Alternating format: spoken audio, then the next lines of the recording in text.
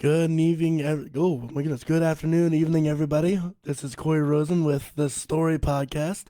Today, I have a special guest, Nathan Arndt. Hello. Nathan Arndt. Arndt. Arndt. That's right. Nathan Thank you. Arndt began his journey through music in 2002. Like most artists, he began playing cover songs to learn the craft.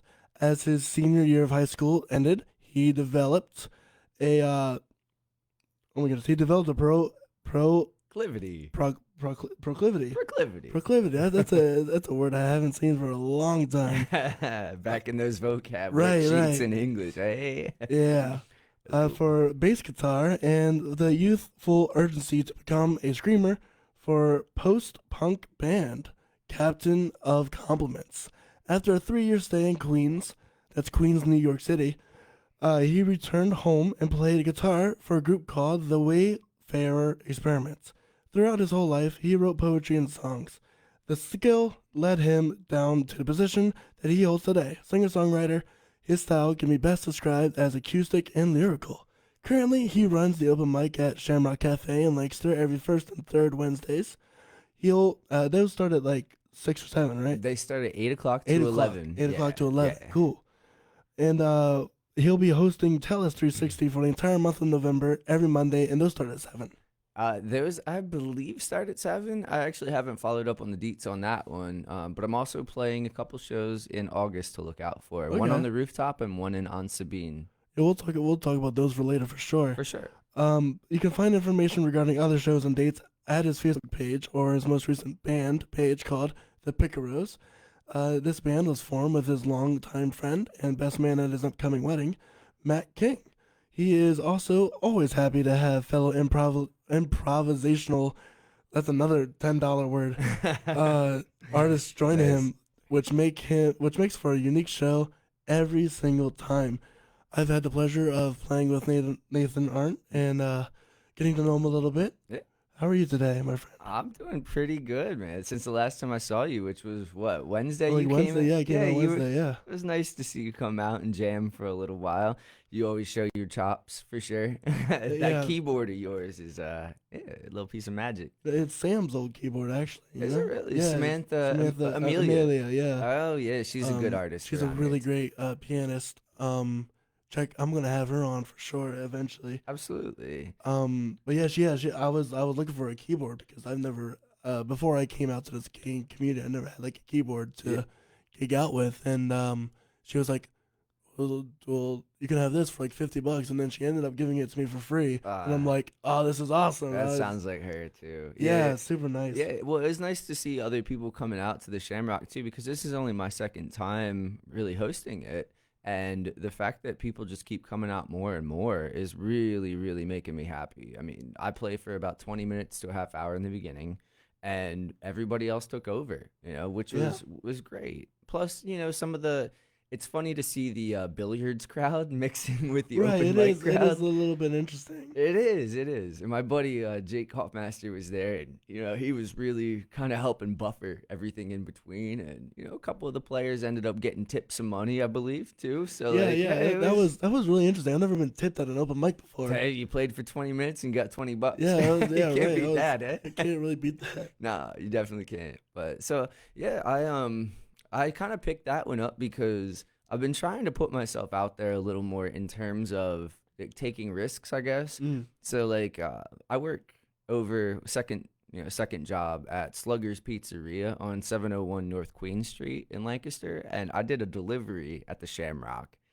And I was like, "Hey, do you want an open mic?" They were like, "Yeah, maybe, I don't know." Maybe. Yeah, it was like a maybe situation because they hadn't done one in like 15 years, they said. Oh yeah, I heard that. Yeah. Yeah, so I went in on one of my days off, and I just decided to tell him turn off the jukebox for 5 minutes or whatever, please. And I played him a song. Please. Yeah, please. Yeah, Please. but yeah, so I had him turn off the jukebox, played him a song, and the booking woman and bartender there, Brandy, was like, "All right, when?" right, When are when? you thinking? That's So cool. yeah, she hit me back, and we decided, we'll do a trial run of first and third Wednesdays. I didn't want to like do an every week thing, just in Right, case. just in case, because that's a hard thing to build up for sure, like an open mic, because um, everyone's marketing, I'm realizing, isn't what it could be. Yeah, yeah, Right. absolutely, absolutely, and myself included. You know, Well, I even could, even me, I was like, I'm just now realizing how much you have to put into it. oh, big time. Well, and that's what I mean. I'm taking more risks, I think, lately, and you just got to keep pushing forward with Right, you just it. got to do it. Yeah, That yeah, that's kind of been the theme that we kind of been learning throughout this entire podcast is that you just got to do it. yeah. Or else no one else is gonna do it. It's not gonna be done. I know, and I feel like we're seeing that in this country and this world even more and more. We gotta have some kind of voice that we're willing to actually speak out. Right, Yeah, and if we don't, then like you said, somebody else who's maybe louder but not necessarily there for the people will do it right, for you. right. If it doesn't come from authenticity, it's gonna come from authority. Yeah, well, and that's the thing is people that don't get humbled end up in that position Right. sometimes because we all have mistakes, we all Mm-hmm. have problems, but the issue is dealing with them And growing from them. and growing from them because we don't all do that all the Oh, time, but we try. we try. That we hopefully, try. hopefully we Hopefully. try. Um. That's where music kind of comes from for me. So. Yeah. Oh yeah, big time. Going off that, then what was your inspiration to get into music? Like, what? When did you pick up a guitar or a bass and was like, this is it? Well, I don't know if I ever said this is it necessarily. Like, I don't know. There's maybe that drive for acceptance when I was younger Mm. in some sort of way, but I started when I was in elementary school with saxophone. Oh, really? Yeah, yeah. I was initially gonna be I wanted to be a drummer, and they were like, "No, you're not a drummer." So I was like, It's kind of "Okay, funny. okay, yeah." So I ended up picking up a woodwind, and I enjoyed it for the most part. I Yeah. really did. It wasn't until about I guess seventh or eighth grade when I was like, I'm kind of getting sick of this. I want to play more pop songs, like and Right. more Right. rock pop songs, that kind of thing. And I had been renting my saxophone from Menchie Music. Oh, okay. Yeah. Yeah. You know them? Yeah. Yeah. Okay, yeah. I mean, as long as they're still around, good shop. I was ready to buy a Yuka bass from there, like Oh, maybe really? like three or That's four cool. years ago. But yeah, I was renting from them, and they ended up giving me like half off on a guitar, which was an Alvarez Artist Series. Great guitar. Yeah. Yeah, it's a fun one, and I picked that up in eighth grade, and I really never looked back. I just kind of, I don't know. I picked up guitar and bass around the same time, and I'd always written poetry as a young person, and just little limericks and random rhymes, stuff like that. Do you happen to remember any of them? Oh boy. Let's see here. Plan on getaways by the midway point, blow the flare, and now the future's shot. Such a change could rearrange the rate of long and short. Oh, let the leaf color judge if you feel dead or not. I'm a scotch tape fix to hold a hairline split, shake the base, and rumble under unexpected bliss, much darker than my eyeline. Sleep deterrent, relay the message to connect the tissue to skin. Are you still shaking? I'm So. shaking now. That's like an Elden Ring kind of, or like a Dark Souls kind of like, or that's what it felt for me. That's fine. It However, it was makes like you kind of feel. ominous almost. Yeah, yeah, yeah. Definitely. Again, youth struggling, just trying to figure it all out. Right. That's what it's all about, really. Middle school is kind of like a Dark Souls arena as it is. Whoa. Um, your English teachers must have loved you. Yeah, yeah, yeah. They definitely, yeah, they were impressed with certain parts of me, but I also Certain didn't. I also didn't like come out of my shell until later. So Gotcha. it was more Mhm. like I was very quiet and standoffish, but once they actually got to know me, they were like, "Oh wow, you're actually a pretty good writer." Like, Yeah. which is cool, to be accepted in that community. Yeah. That's kind of how I was more or less accepted into this community of the gigging musicians because Really? I came in with a friend Okay. who at the time wasn't the best. Yeah. If you're catching my drift, Yeah, yeah, and absolutely. so a lot of people kind of Weren't as skilled, yeah. yeah we kind of lumped us together until they realized that I had like I am a composition major. Oh, Don't nice. know if you knew that, so like I produce and write my own music. I just don't perform at open mics because I can't sing. Really? Yeah, I'm not a very good singer. That surprises me. I'm not. No, I'm not very good. At least to the, because there's a lot of people who that go out to open mics who wouldn't consider themselves a good singer. but I don't think I would pass in like in a bar, at least Well, not. it's open mic, It is bro. open mic, It's so open maybe mic. one time I would just say, you know what, whatever, Yeah, and go for it. But yeah, I didn't make my own music, and it was only until that the people realized that, and then heard those soundtracks. It was like, oh, you're like legit. yeah, yeah, Yeah, yeah. right. It's kind of that like eye opener moment for the other local talents. Well, you're a good keyboard player, that's Thank for you. sure. I mean, you're a very good keyboard player, and you fit right in the pocket.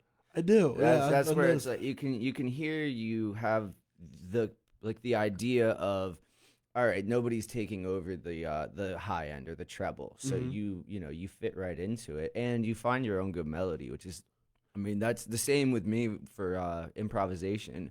If somebody's doing the deep end or the bass, like, I'm not gonna do that because I'm Right. not gonna stomp on feet at that And point. well, So you don't want to make it money either, no, because no, it's and gonna just be mud. yeah, it will be. Gross. Yeah, no, that's the thing in my opinion, we lose when we get older is we start trying to complicate things. Mm. Whereas when you're young, you start out with a simple melody and you fit it together with your buddies and it works, you know. Yeah, that's kind of a thing I've been learning now. Especially when I go to write something, I want to make something big and boisterous. Yeah. But I gotta come back to my roots. Yeah, big time, big time. And like when I it was funny because I started with this band when I was younger and we just did, covers, which taught me everything that I kind of needed to know. So we'd do like Mm. Jimi Hendrix covers and Beatles covers and stuff like that. And then once I got a little older, I joined this group called Captain of Compliments, and Hmm.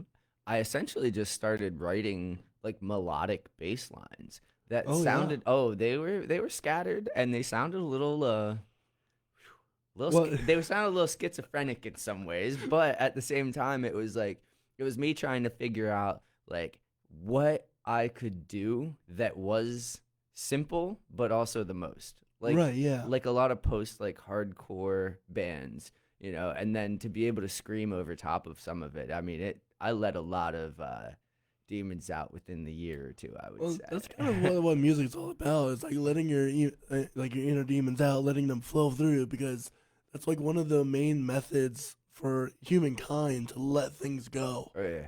Oh yeah. for sure. There's look at, I don't know what tribe it is, and now it's gonna drive me crazy. I'll look it up after this, and if you're listening now, please look it up. But there is a tribe that when you're born, they sing a song specially made about you. Like a local Native American tribe, I don't. or It's not a. I don't believe it's a local Native American tribe. I want to say it's possibly in Africa, but oh, I don't. like an African. Yeah, I want to say it's an African tribe. However, don't quote me on that. Again, look it up. You'll probably find it pretty darn quick. But they have a song unique to every child, That's really and cool.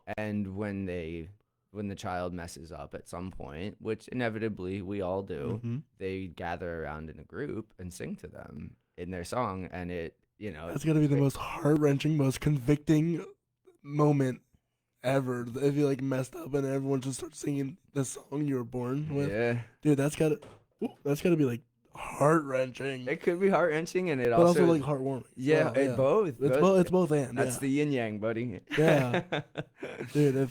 Cause I've messed up. If anyone sung like a personal song like legitimately about me when I was born, I'd be like, okay, I understand, I get it. Well, that's like water right there. I mean, water, air, and everything else. It would cause a change in you. That's for Yeah, sure, and you'd probably fix it. he'll probably. You would hope so. Was there ever a song that was sung to you by your parents when you were a kid that you remember? Well, my dad used to wake me up to what was it? Oh, Mama said, "You can't hurry, love. Oh, Oh you yeah. just have to wait." Yeah, Oh, he that's would he funny. would play that like every morning almost. I would say at like, I don't know, 9 a.m. like or so on a Saturday. It was like every Saturday, and I don't know, that one always stuck with me. My godfather used to sing "Righteous Melody" or righteous. No, sorry, "Unchained Melody" by the Mm. Righteous Brothers. Sorry about that. Um, And I always loved hearing him sing it because they were always shooting pool for quarters, like in the basement. And it was all these foundry worker dudes who were just tough, rugged guys. And then, Righteous Brothers would come on, and it was just beautiful. That's Beautiful. awesome. They enjoyed each other's company, and they had a fun time. My mother would Good always sing with Arms Wide Open by Creed. Okay. Yeah. Really? Yeah, that's what she would sing to me. Um that was like her song that she like dedicated to me, and almost every time I hear that, my mother's passed now, unfortunately. Okay, I'm sorry. to hear Happens, dude. that. And I don't mean like to push it off because sometimes you gotta move on. Yeah, I get it. I get it. But yeah, so every time I hear that, and it was with the stringed version specifically, Yeah. that it just always makes me feel so much emotions. See, that's cool, man. And that's one of those things where like, music is so personal, I think, with people. And Oh, absolutely. it's so, people are so quick to like judge other musicians because they're successful or whatever. Whereas it's like, dude, Scott Staff, he's kind of accomplished some things here. So he's not to be written off, like you said. Mhm. So with Arms Wide Open, good song and good meaning. Like, Very good meaning, and and like when I was younger, I was like, oh, it's a good song, but I didn't really think much about it. But once I actually like listened to the lyrics, I was like, oh, yeah, yeah. wow. And that's why I consider myself acoustic lyrical because like I listen to groups like like Say Anything and even like Daft Punk, which was kind of more electronic, but Mm-hmm. they have these lyrics that are really nostalgic feeling and interesting, and that's what I like about that whole genre is you can fit a lot of lyrics into something Mm-hmm. that it feels like it shouldn't work, but then when it does, Yeah. it's like it's all about the placement, and Mm-hmm. and that's what kind of draws people in, I think. Yeah, I definitely wish I had more of a brain to write like meaningful lyrics. There's only a few, like two of my songs that I really really love that I think are really good lyrics all throughout. I usually have a really good chorus, a really good first verse, and then the bridge, and then the second verse is just kaput. Oh, okay, okay. That's kind of where I Do struggle. you write the second verse later on, or do you get it all out right away? So usually I only have enough thought process to complete.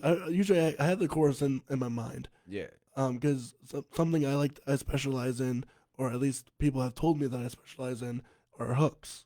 Okay. I'm Oh re- yeah. I'm really good at making hooks, according to my own teachers and The people who catchy like music. stuff. Yeah, catchy stuff. Yeah, Really I'm catchy stuff. really good at making catchy stuff.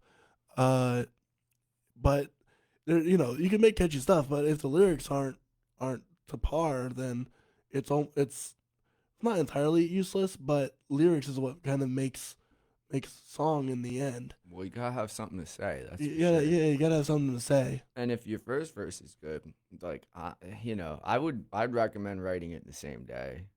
Right? Like Yeah, if yeah. I were you, like eat a thing of ramen noodles or something, and like get Just fueled go again. at it. Yeah, get fueled again. That's my recommendation on that one. But yeah, I have the same problem sometimes too. Like there's moments where you play the music first and then you write, Mm-hmm. and then there's other times where like you just start singing. Like I have one that I'm working on right now that it's in G, and I just started singing in my car on the way home. I hit the box to it. That's impressive because if I think of anything in the car, by the time I'm at home, it's gone. Oh, really? Yeah, it's gone. It's straight up gone. I have really bad ADHD, so that probably has some part of it. Okay, okay. Oh, So actually, I could sing it for you right now. oh really? I'm Could thinking, you? yeah, yeah. All right, You here don't it even goes. have it. Here it goes. All right, goes. Crow, black crow, the only one I know. It's pain and it's sorrow, both go toe to toe. Crow, black crow, spreads its wings and it's fine. I don't smile, but my mouth's corners turn up once in a while. That's cool. And it Yeah, was that's just like, insane. it just kind of hit me, and you know, you just play with it. That's, That sounds like a lot of fun. but you have something to say, you know what I mean? Right. And I literally looked at a crow in the air. So I mean, sometimes again, get back to simplicity, bro. Looks at a crow, creates a whole blues gospel song. Yeah, pretty much.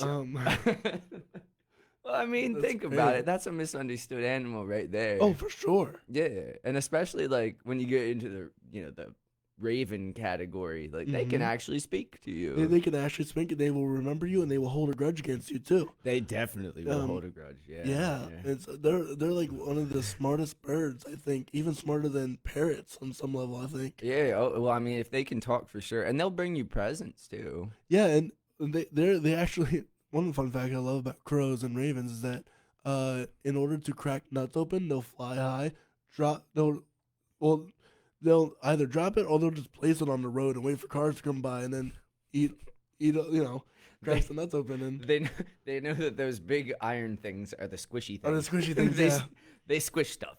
they're using us, man. Hey, I'm using them to write a song, so it's an even trade as far as I'm It's a concerned. symbiotic relationship for sure. Absolutely. But yeah, Um, so yeah, I mean, we also were talking, I think, about my buddy Matt there for a minute, Mhm. right? And Matt how King? Matt King, yeah, Matt King is he's a great drummer, and he comes out of Philly a lot for me. Sometimes he would do an open mic with me over at Shank's Tavern. I'd like to point out there. Hopefully, I can get one started there again, but we'll see. We'll see. And he's the best man at my upcoming wedding here. So Ashley Almany is going to soon be Ashley Arndt in September. Cool. And yeah, we hope to have a lot of musicians out there, and it's going to be a really good time. That'd be really fun. Yeah, in terms of like love interests and musicianship, musicianship, it's a funny balance, that's for sure. And just, friendship in general with people. It's a funny balance to have because like you want to be a musician first, but then you also need to put somebody else first. And then before that, you got to put yourself You gotta first. put So, yourself first. You gotta make sure your mask is on before you help the other. yeah, you got that right. Yeah. Oh my lord. So yeah, we could talk about a bit more about the relationship life and how. Absolutely. Well, first off, did you guys meet at like music or? We actually ended up dancing our first night we ever met together. Oh, that's cute. Yeah, we ended up dancing and nobody else wanted to dance, but yeah, we did. And that was it was a nice intro to our relationship together. And the second time we ever hung out, we went hiking at Chickies Rock. Oh, of course. It, Oh, great the spot. Greatest, the most used spot. It's a really great trail. If you haven't checked it out, check it out. Chickies Rock. It's in like Marietta almost. Yeah, in between Marietta and Columbia. Columbia. Yo, it's a great spot out there. Great view. She well, we were below the high part of the cliff, but we climbed up to one of them. She wore flip-flops. Big big mistake. Yeah. She was on the way down and slipped. I caught her before she fell down like part of the mountain, and she broke her pinky toe, and it's been Oh. love ever since. It's been love ever since. Oh my goodness. Hey, with great pain comes great pleasure. So That's so funny. I am an Eagle Scout. Oh, are you? Yeah, yeah. My buddy Matt King is an Eagle Scout too. Oh no way. Yeah. Interesting. Yeah, so I know many people who like this one guy brought Crocs on a 10-mile hike. Oof. And, oof, yeah, oof, oof. We don't even allow Crocs in gym class at Lampeter Street. Right, and So, it's like flip flops. That's amazing. yeah. The Crocs though, I could see there's a little more sustain with a A Croc. little bit more sustained, but still, if you're going on a mountain with rocks and everything, it's flip flops. I feel like would be more comfortable overall than Crocs. Yeah. But Here's one thing that I find really funny, and I'm not talking any smack on the Yeezy brand, right? oh, But the Yeezys have like a $600 pair of like Crocs, essentially. It's like a ripoff of Crocs, but it's like $600. And I'm like, who is doing that? Like, who is probably only buying? Kanye. Yeah, yeah, exactly. Kanye, he bought the whole supply. Yeah, bro, I wouldn't be surprised. Hey, you know what? People want to say what they want to say about Kanye, but he's good. I dig him. I dig him, He's a honestly. real one. Yeah, he's great. Everyone's got their issues. Kanye, no exception. No, no. But On the Wire was great when I first heard that. I mean, it was. I never listened to Kanye until he came out with his Christian album because the Chick-fil-A one was like a Ooh, you never heard it? no, Oh, no. it is the funniest thing, and it's actually good too. It's about Chick-fil-A, It's though. about, oh my gosh, the way he signs it off. He goes Chick-fil-A and like screams it out. I can't. I don't have a voice right now, so I can't really do it. But it is the funniest. You have to listen to it. All It's right. really good. So you heard it here first, people. Check out Don't check Kanye's it. It's a Christian Chick-fil-A. album. If you're a Christian listening and you're wondering how you get into some Christian rap, Christian rap is an interesting dichotomy, Yeah. or genre for sure. Oh yeah. You got like Luke Cray, you got your I'm blanking on every other Christian rapper that I know, which tends to happen a lot on the show. hmm Yeah, yeah. But yeah, it's a really interesting niche to fit there. Definitely. Well, and it's funny because like what influence, well, I mean, here's an influence I hadn't even thought of actually. But back in high school, there was a Christian rapper that came in, and my buddy, he was more of like, again, he was more of like that gutter side, that gutter side. Mm-hmm. And lovely dude, to be honest with you. He turned out like a gem. But he was freestyling a lot in a dirty kind of way. And this guy schooled him. I mean, he was able to freestyle for like 2 or 3 minutes straight, Christian style, and just like no swear words, no nothing that was like nasty. It was just straight up diss, but in the most proper way possible. And that was such a cool thing to see. Is like that guy just did that for 3 minutes, improv, never made those words up before. Like I can do that too. Yeah, that's an interesting thing we kind of do sometimes, or with like Cody Kilburn, Oh yeah, especially. yeah. We make up songs like on the spot, and it's really incredible to watch because I've never been able to make up a song. If someone told me go out on the stage and make up a song, I'd die inside. I, you know, You'd be able to do it. It's just it takes it practice. does take practice. It's like any other, getting in shape. Like swimming in shape is different than like hmm wrestling in shape versus running in shape versus improvisation in shape. It's all different. Yeah, But it's practice. something. Yeah, you got to practice, and that's something I'm learning a lot because I'm not really good at I'm not like a legit pianist. Okay. I didn't really take lessons. Um, I would consider Sam like a legit pianist who took lessons and can do all these crazy things. Yeah. I'm not like that at all. I just mess around the piano a lot, so I kind of know my own. So I know all the theory and everything. Yeah. Yeah. So, but that's something I'm learning to go back to is doing my scales Oh yeah. because that's the basis of any improv is knowing your scales Yeah. and Yeah. knowing how to play them fast Well, and then getting your arpeggios and then your in there. arpeggios. Yeah. Yeah, Oh yeah. I mean, definitely. And that's the funny thing is people be like, "What was that you just did? How'd you do that?" And you're like, scales. "That was literally like it was a Hungarian harmonic minor scale." And they're like, Mhm. "What?" It's Dude, like, what is "Well, that? now you have homework." What did you call me? Yeah. Exactly. Sometimes it's like that.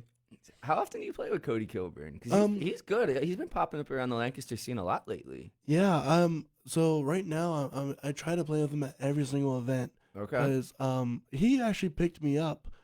So to have a long story short, the way I kind of got into the gig musician life was through my uh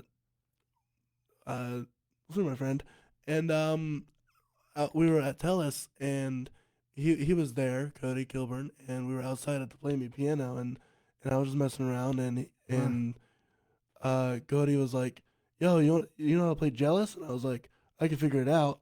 Because you know me, like I said, I know all the chords and stuff, and I'll literally pick up a song I've never heard and just play along. Yeah. So that's what I did. I played along to that, Jealous at the open mic, and then out of nowhere, he just invites me to his band for the King Jam, the King Street. George Clinton concert.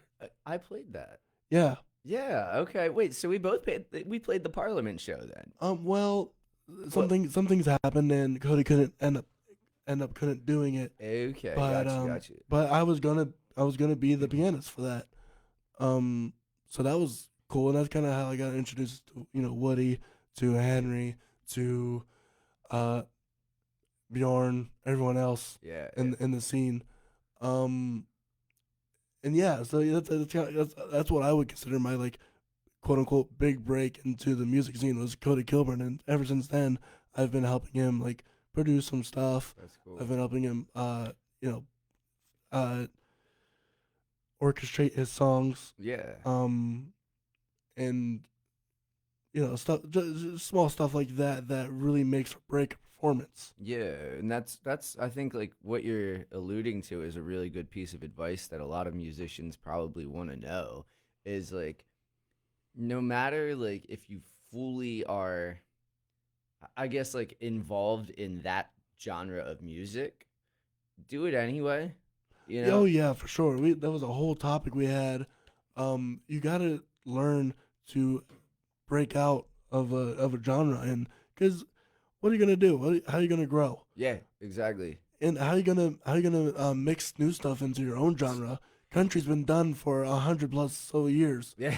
You know what I mean? And it started with bluegrass. And it started with bluegrass well, blues mixed in there too. Blues mixed in there. Thank God. Yeah, right. Yeah. Thank God for that. Yeah. Yeah. So you really got to prog rock. Wouldn't be prog rock if nobody dialed into different styles. Got that right. And that's what I like about this area is there's so much opportunity. There's and I mean, so much diversity. There's I know there's diversity everywhere, but man, the Lancaster scene is really amazing lately. Insane. Just in the opportunities I've been presented with, like I play bass every once in a while for this girl Irene Florio, and this guy he goes by the name of Whitehead, and he's a rapper, and she's an R&B singer. And when I originally started playing bass, like I loved playing R&B and hip hop. Like it was just the staccatos. It's a lot of fun. Yeah, it's a lot of fun. Yeah. It really is. And I mean, I wouldn't have been able to play that George Clinton show and Parliament right. if I hadn't been to the studio on Elizabeth, first of all, with Woody. Woody Campbell, great drummer, by the way. If you ever get the chance, pick him up. But if I hadn't been at that studio, I never would have met them. So, right, that led to me getting to see George Clinton, and Maya actually played that show too. Cool. Yeah. That's right. Did you get a chance to see him? No. Well, since Cody didn't go, I was like, I'm not gonna bother. Okay, I got you. Because, and that's something I kind of regret. Yeah. Regrets. REGWET. I'm 5. It's all good. It's all good. Yeah. So, because especially like now with the podcast going on, I have to my ums and ahs. I gotta get rid of those. It makes it more real, to be honest. It does. Like it's all good. Look at Joe Rogan's podcast. Right. Do you think he was perfect every time? No. But yeah, I really wish I had gone out to it because it's all about networking, especially around here. And like you said, there's a bunch of diversity within a 24-hour period. I had a hip hop circle that I went to on the same Elizabeth. What is it? 1134 Elizabeth Avenue. By the way, they have an open mic every Sunday, every second or the fourth Sunday. Yeah, still. is that where it is now? Yep, Still? still, Okay, yep. on Sunday. That's good. On Sunday nights. Okay, cool. They're Sunday nights, so definitely check those out. And that's Emily Segrist still running that. Emily Segrist. It's still $5 to get in though. Okay, $5. Hey, technically not an open mic, but it's a fun spot for sure. Heck yeah. And especially if you want to get to have some studio time without like having studio time, quote unquote. Yeah, exactly. It's a spot to go. Yeah, and it's great to see like an Instagram feed after an open mic too, and you see like you had that moment where someone caught you shining. That's a beautiful thing, especially at 8:00 on a Monday morning. It's great to look at that and be like, oh, right, I actually shined last night, and now I'm at work.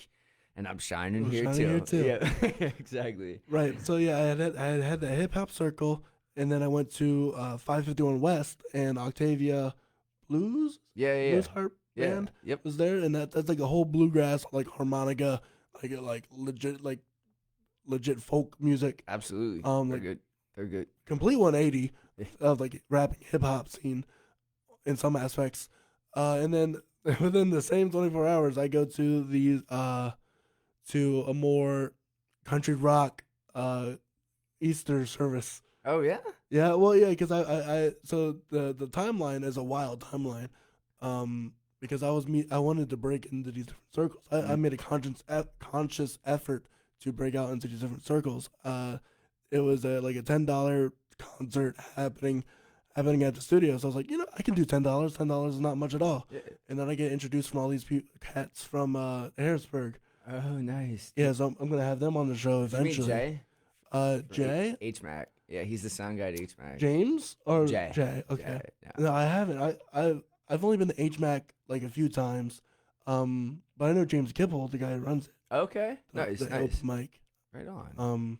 But yeah, so Dang, so yeah, you $10 got you all that connection. got me 3-4 different connections, and so much more from there will come. I'm sure about it. Yeah. Gotta spend money to make money. That's for sure. Sometimes for sure, and it's Just a little bit. not a lot of money. People think, oh, I'm gonna need all these like giant samples or whatever, giant keyboard. I need a Nord to perform at a gig. You Oh don't. no. My piano's not to knock Sam, but it's trash. It's I mean, it gets the job done yeah.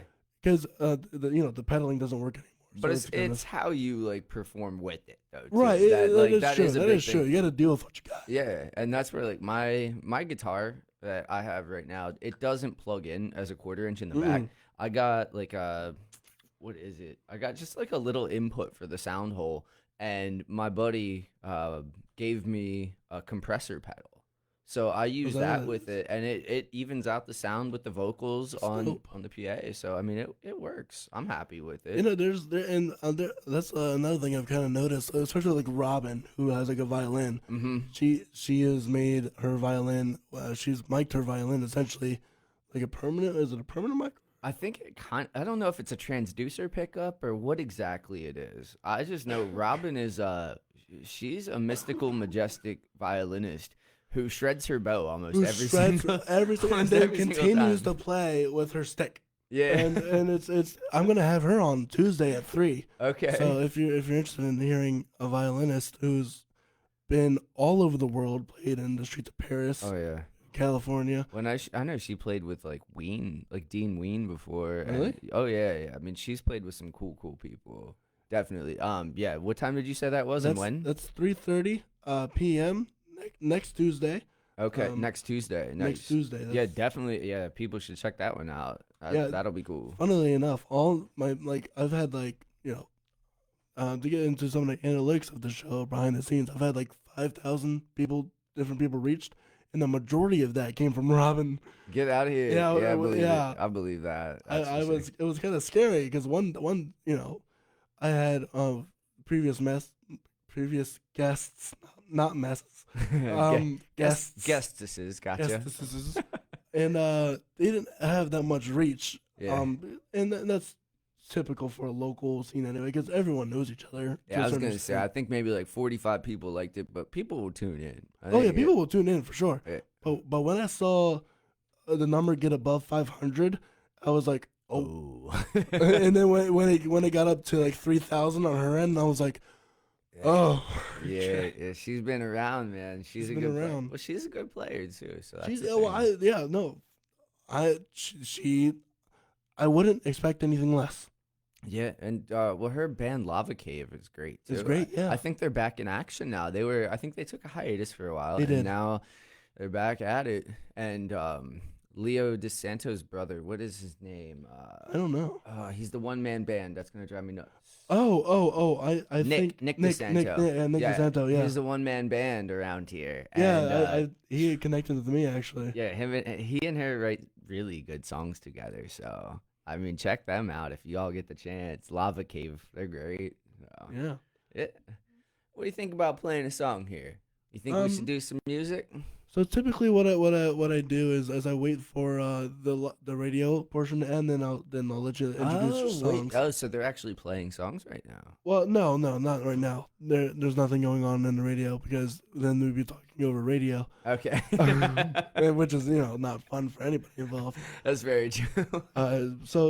So what'll happen is that around like 4:45, I'll put on a song to transition back into the radio. That way we Gotcha. can take our nice little Nice. bathroom breaks and a little bit behind the scenes info for you. Okay, right on, right on. So we can talk about more about the. So you say you were a teacher, right? Yeah, yeah, right now I'm over at Lampeter Strasbourg. I'm working with the phys ed department. One of the teachers is out with uh, like emergency surgery. Mm. So it looks like I might be going long-term sub for that one. But I've worked with the IU13 for a while now. I'd say about 4 years. What does something. IU13 mean? IU13, it's an intermediary unit 13. So this is like basically like District 13. It's Lancaster and Lebanon. Oh, like school district. Yeah, Gotcha, yeah. gotcha, So gotcha. autistic support, emotional support.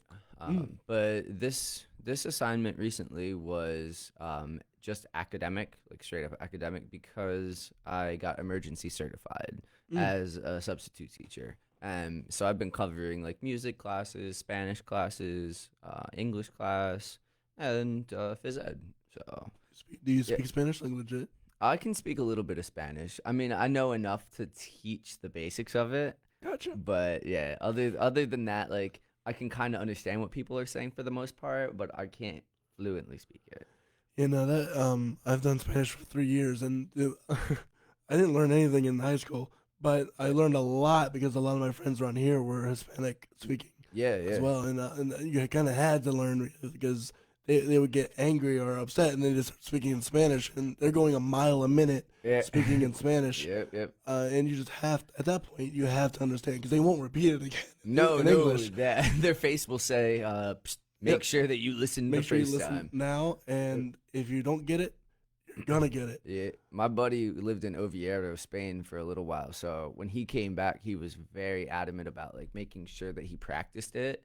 So I made sure I tried to practice it with him for a while there. But like anything, if you don't use it, you lose it. Right, It's of the course. same with sign language. Like my first year assignment at the IU13 was at CTC in Mount Joy, Oh, yeah. and I had a student who was deaf, hard of hearing, and needed sign language. So I had to end up learning that really quickly my first year in academia. So Right. that was it was fun, but it was also very tough. That's for sure. Yeah, for sure. Yeah. Sign language is no joke. I just learned recently that there's why doctors have like the most atrocious handwriting you've ever seen? No. So there's apparently it's like American Greg shorthand that it's American. called. It's something Greg GREGG. It's just shorthand, and that's what doctors use to shorthand like really quickly these like long words that no one can spell. Huh. It's really incredible to like look at it, and then it's a small it's because most doctors write in like there's like the occasional circle and then like loopy lines a little bit, Yeah. and it's like what is that supposed to mean? And they say oh it's supposed to be Vyvanse or like Ritalin or some or like some like impossibly long like medication. It's like a courtroom writer, basically. Right, it's like a courtroom, right? Yeah, so I just found that out recently. I was like, no kidding. That's why. Songs would be written differently if they were written like that. Dude, lyricists would have a nightmare. Are you kidding me? Or like translators. It would be like reading Greek It while you would were trying literally- to sing. Forget that. But if you knew it, you could do it. That's true. Yeah. That may be a new theory Eh. starting here. I don't know. But yeah, no, I don't know, man. I can barely read my own handwriting Oh, I sometimes. can't. My own handwriting is its own shorthand. It's like all emotion at that point. Mhm. I'm like, what was I feeling? Well, I must have been feeling a little slanty that day. Right. So I'll go with that. So how does the relationship between being a musician and then having to, because I'm assuming music isn't your money making cow.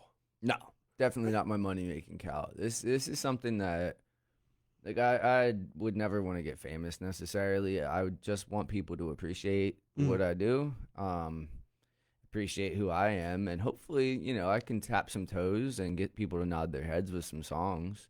But I don't ever want to lose that, like, I don't know, The just that, yeah, grassroots. just that fun element of like no pressure, go out there and if you mess up, you mess up. If you don't, you don't. Hmm. I don't like all of like the idea that I have to be one thing or another, you know? And if I'm a hired musician, like let's say when I play bass or whatever, I'll always be spot on, like, and Right. I will study, ask my fiance that one. I'll sit there and study for hours, just to make sure it's perfect. But with my own music, nah, I just want to be me. There is a lot of people around here. If they mess up, they'll kick themselves for it. And it's like, well, you can't. You just gotta keep. And every Yeah. performance, there's something gonna go wrong in every single performance. Always. Even if you studied for hours and hours and hours, there's always something that goes wrong, and you can't stop it, No, no matter no. what.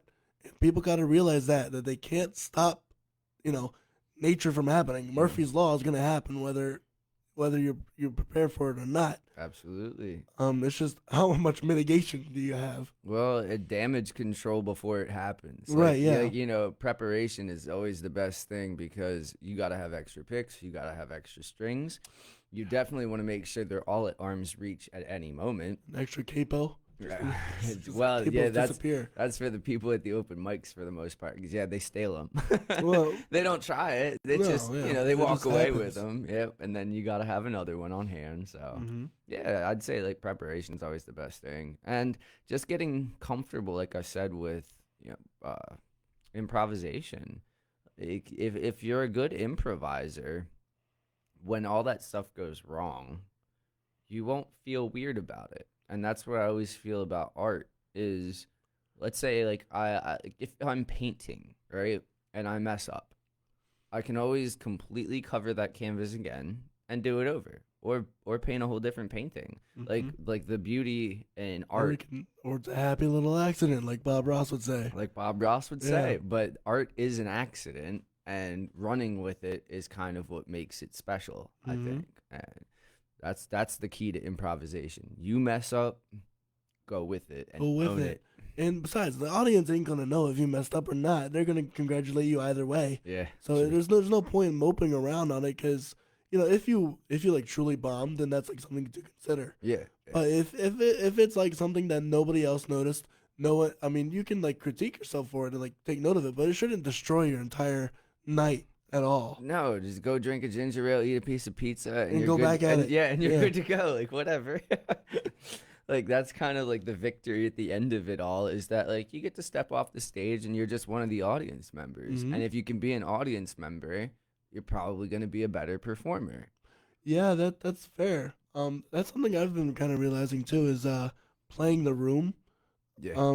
is gigantic. Because there's some places that love to hear House of the Rising Sun a million times, 1,000,005 to be exact, and they'll still party after every single time. That's or like Creep. Yeah. They'll play Creep to their wits end. Yeah. Um, Stream that part. I know. And, Yeah, I wish that place wouldn't have gone on too, but Brandon will be back on his feet. I did hear a really cool version of Creep though that was mixed with All Star by Smash Mouth. oh yeah, me and Jordan did. Jordan, yeah, Jordan had done that for a little bit. yeah, that was pretty cool actually. But yeah, Yeah. you're right because there is like there are gonna be those pop songs that everybody wants to hear because they've Hmm. heard them on the radio, and essentially sometimes like you're saying, reading the room, you got to be like Pandora or Hmm. whatever, and it comes with the territory to a certain extent. And I try to choose my covers very carefully. Like I'll do like Temptations. Oh my gosh. Now Oh, that you're thinking about ain't it. too proud to beg. I'll do that one. I'll do like a Noah Gunderson song Hmm. called Family. Uh, I do Respect. Otis Redding. Or- Well, a mix between Otis Redding and Aretha, but I was yeah. about to say. Yeah, and yeah, a couple other ones, but not too many. I try and pride myself on the fact that I'm an original artist, and Right. that doesn't always make people the happiest, No. but sometimes it does. And Right. when it makes them happy, I feel like I am on top of the world and winning because I created something and I made people smile, or made people think. Oh, yeah, right. Yeah, that's another one. That's something I like about like Cody's songs. Um, they do bring down the vibe for sure, Yeah, but it makes you reflect. definitely. For sure, and I, it's incredible to have local musicians make like meaningful, deep songs that really get people like uh to bring up somebody that Bjorn, Yeah. his Mended Love song Mm-hmm. is one of my like favorite. I love to listen to that. I love to play that, Yeah. and it gets people to dance and cry and all sorts of things. Yeah, hitting that E on the bass note for that song is always pretty good. It's always a nice one. satisfying. Definitely a nice one. But your point about bringing down the vibe is interesting too because it's just a different vibe. It's just Like, it's just a different vibe for sure. Yeah, and it And does that's definitely it calms things down in the Mhm. room, and I think it's the same as like if I were to start talking like this, you'd probably want to turn up the knob on your stereo. Right, yeah. And it just draws people Draw in. people in more, yeah. Yeah. And that wasn't a negative thing at all. Oh, Because absolutely not. sometimes it's needed. Sometimes you need to have just a little reset almost, Oh yeah. and have a little reflection and just to chill out. And then because that makes the next high vibe, like high action piece hit so much harder. Oh yeah. Because I mean, well, if like you're saying, think about it. If you're sitting there the whole time, like Boom like, chick, boom chick, boom chick, boom chick, boom chick for like it's 5 gonna- hours. yeah, you're gonna sit there and be like, I just want to disconnect, Right. Like, completely disconnect from this. And I've been in that situation before where it's like I just wanted to do a high energy set, and by the end of it, it was it's 45 minutes of that, and I'm like, oh man, I made a mistake here. Mhm. Like the Yeah. audience needs to eat their dinner. Right, yeah, or you're playing all this upbeat music and people are kind of annoyed at you at this point Mm-hmm. because they need a break, and that's something I learned as a DJ, DJing for weddings. I have like my set that I like run through, Yeah. but I always make sure that at least after like 30 to 40 minutes of like high action bump and stuff. Yeah. I always put on a slow song because that's how you get the older people out there anyway. Truth. And that's really what like if you get pictures of the older people dancing, that's what the bride and groom are gonna want forever. That's true. Yeah. Because Very true. oftentimes, on a sadder note, those are the last pictures that they're gonna have. Yeah, yeah, and those are the people you really want at your wedding, Right. It's one of those things like with me and my fiance right now, like we aren't gonna have some of the people that we hoped would be at our wedding, so an empty chair is definitely going to be there for them. So it's it just serves as a reminder, like those that were lost and those that are still here with us. So that's just how that goes, man. That's how that goes, unfortunately. Do you collect vinyl since you're a DJ? Well, no. This is a complicated question Oh boy. because all the vinyls that I have are of like strictly classical music. Oh really? Yeah. Because the LBC here has like a vinyl collection of music, Mm-hmm. and all of it's like classical music. So they gave it for free. So I just like Oh nice. stacked up on like Beethoven, Bartok, Vivaldi, Ooh. Mozart, all these. You have Stravinsky? Chopin, yeah, Okay. Stravinsky, Schubert, like all these different artists, Wagner even. Do you have Jan Tears? I don't know because That'd be a good one to pick. Well, all of it. all of it's good. But yeah, so I wouldn't say like that I collect them per se. It's more of like it's free. I got it. know these songs. I want to hear them on vinyl. Nice. It's that's that story. I know it's a huge collection of people. Like, I mean, that is a huge community of vinyl collectors. I recently learned you don't say that they're vinyls. Vinyl is the plural of vinyl. Oh, So yeah? yeah. Don't ever say vinyls in the community, is what I've been told by my boss over at Slugger's Pizzeria, Chris Ditzler. He recently actually picked me up a copy of Headhunters by Herbie Hancock. I introduced him to it. He liked the album so much, and he picked me up a copy of it. So stand-up guy, really like him. And if you ever get a chance, definitely come over there to eat some pizza because we're pretty good. We're pretty good. Biggest slices in Lancaster.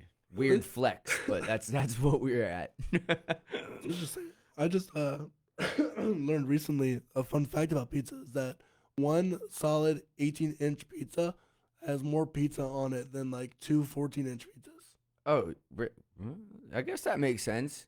Yeah, that makes sense if you're if you're using the pie formula. Right, yeah. Oh. I know, right? That was my cheesy joke for the whole session, all right? Dad joke number 1. Check. All right, well, with that said, we're kind of rounding out our time on the radio.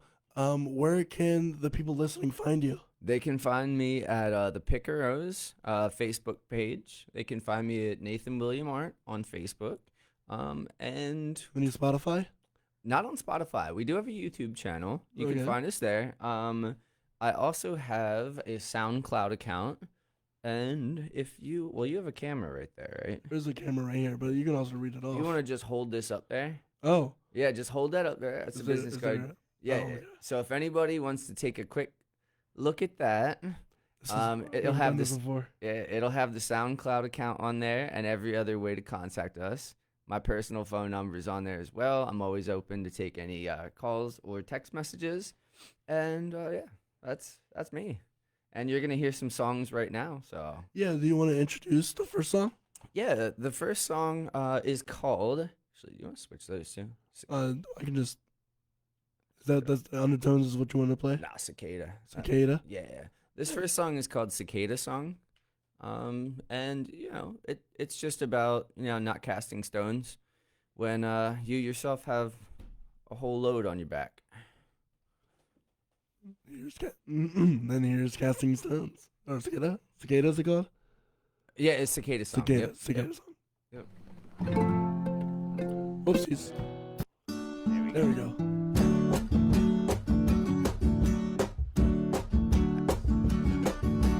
I think I died and skipped the coffin. Did no one realize I'm not alive? Could you try to revive? This ghost will be the best one yet. We will slide, haunting melodies to lines, developing the photographs. Frequently, I forget to mention I freaking keep the pressure building up. Weak men are otherwise strong, but they've been labeled feeble. Screaming circumstance, oh circumstance, you've rendered me unable. Now I understand your position. Matters of this kind, you don't know the difference. Since I've stabilized my condition, there's no casting blame on anyone.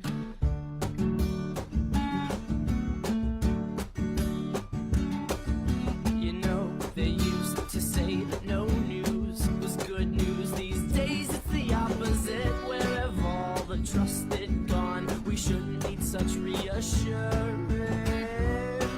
Gotta find another mode to celebrate the overstated. Now I understand your position. The matters such as this, you don't know the difference. Since I've stabilized my condition, there's no casting blame on anyone. There's no casting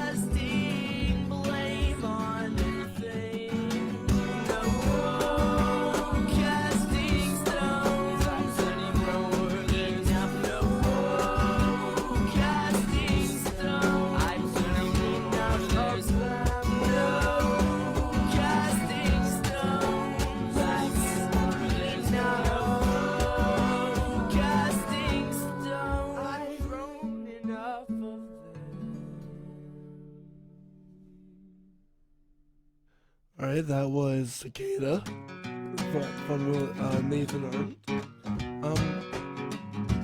Whoa. Sorry. It was going on to the next song there. Did you want to introduce your next song? Yeah, the next song is it's kind of a love song, I'd say. It's called The Wreck. It's about being humbled by a relationship and just loving the other person and yourself. When you fall, you got to fall together. And hopefully nobody hurts each other on the way down. Mm.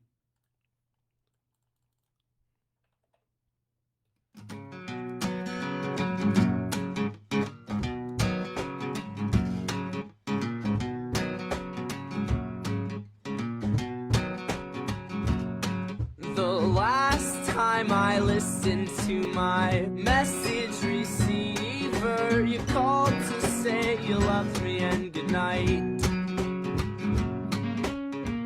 Why would I be so careless?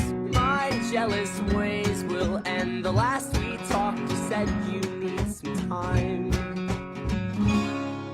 I'm lingering helplessly, it's out of my control. We felt too much, so let go.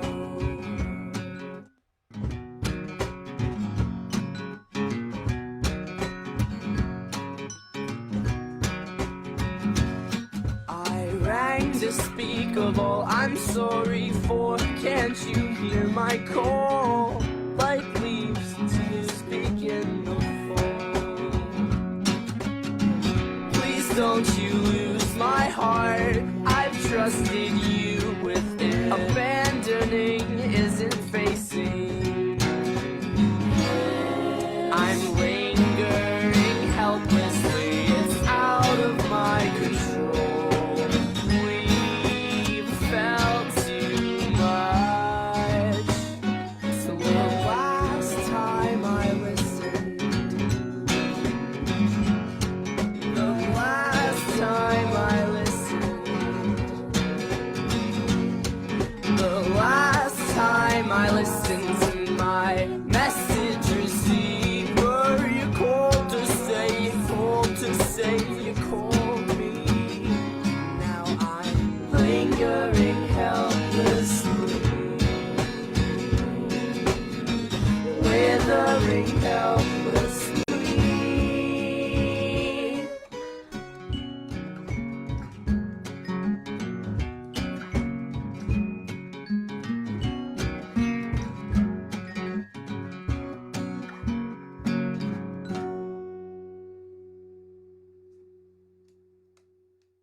All right. All right, that was The Wreck. That was The Wreck. We have one last one coming up for you on the radio, and then we're gonna switch it back to, the other songs. This one is called Bleeding Heart. "Bleeding Hearts." That's right. And it's about a plant called a bleeding heart, which I have planted in my backyard. All right, here we go.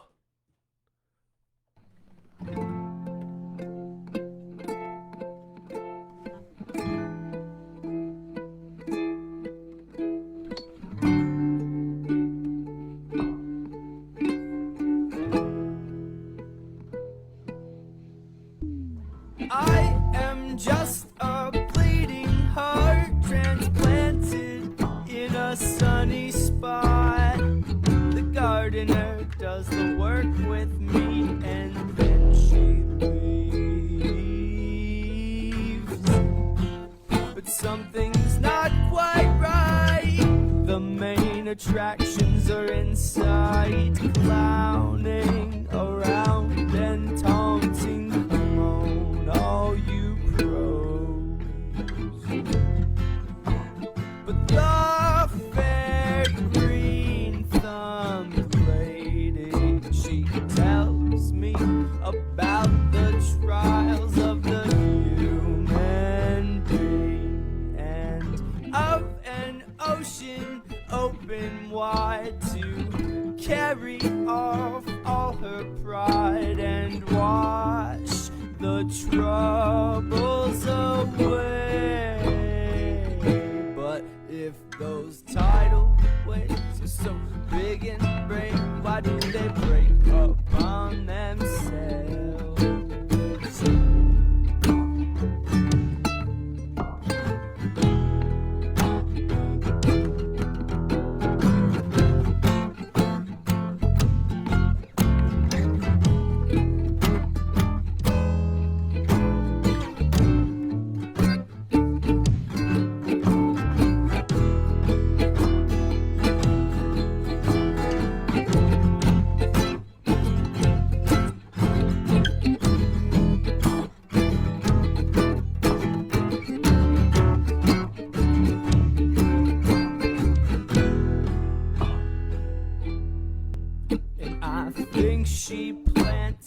me out of the way so we could both have a bit of privacy. And me, I'm happy to be me. I'm happy to be just another bleeding heart transplanted in a sunny spot. The gardener does the work with me and then she leaves. I am just a bleeding heart transplanted in a sunny spot. The gardener does the work with me and then she leaves.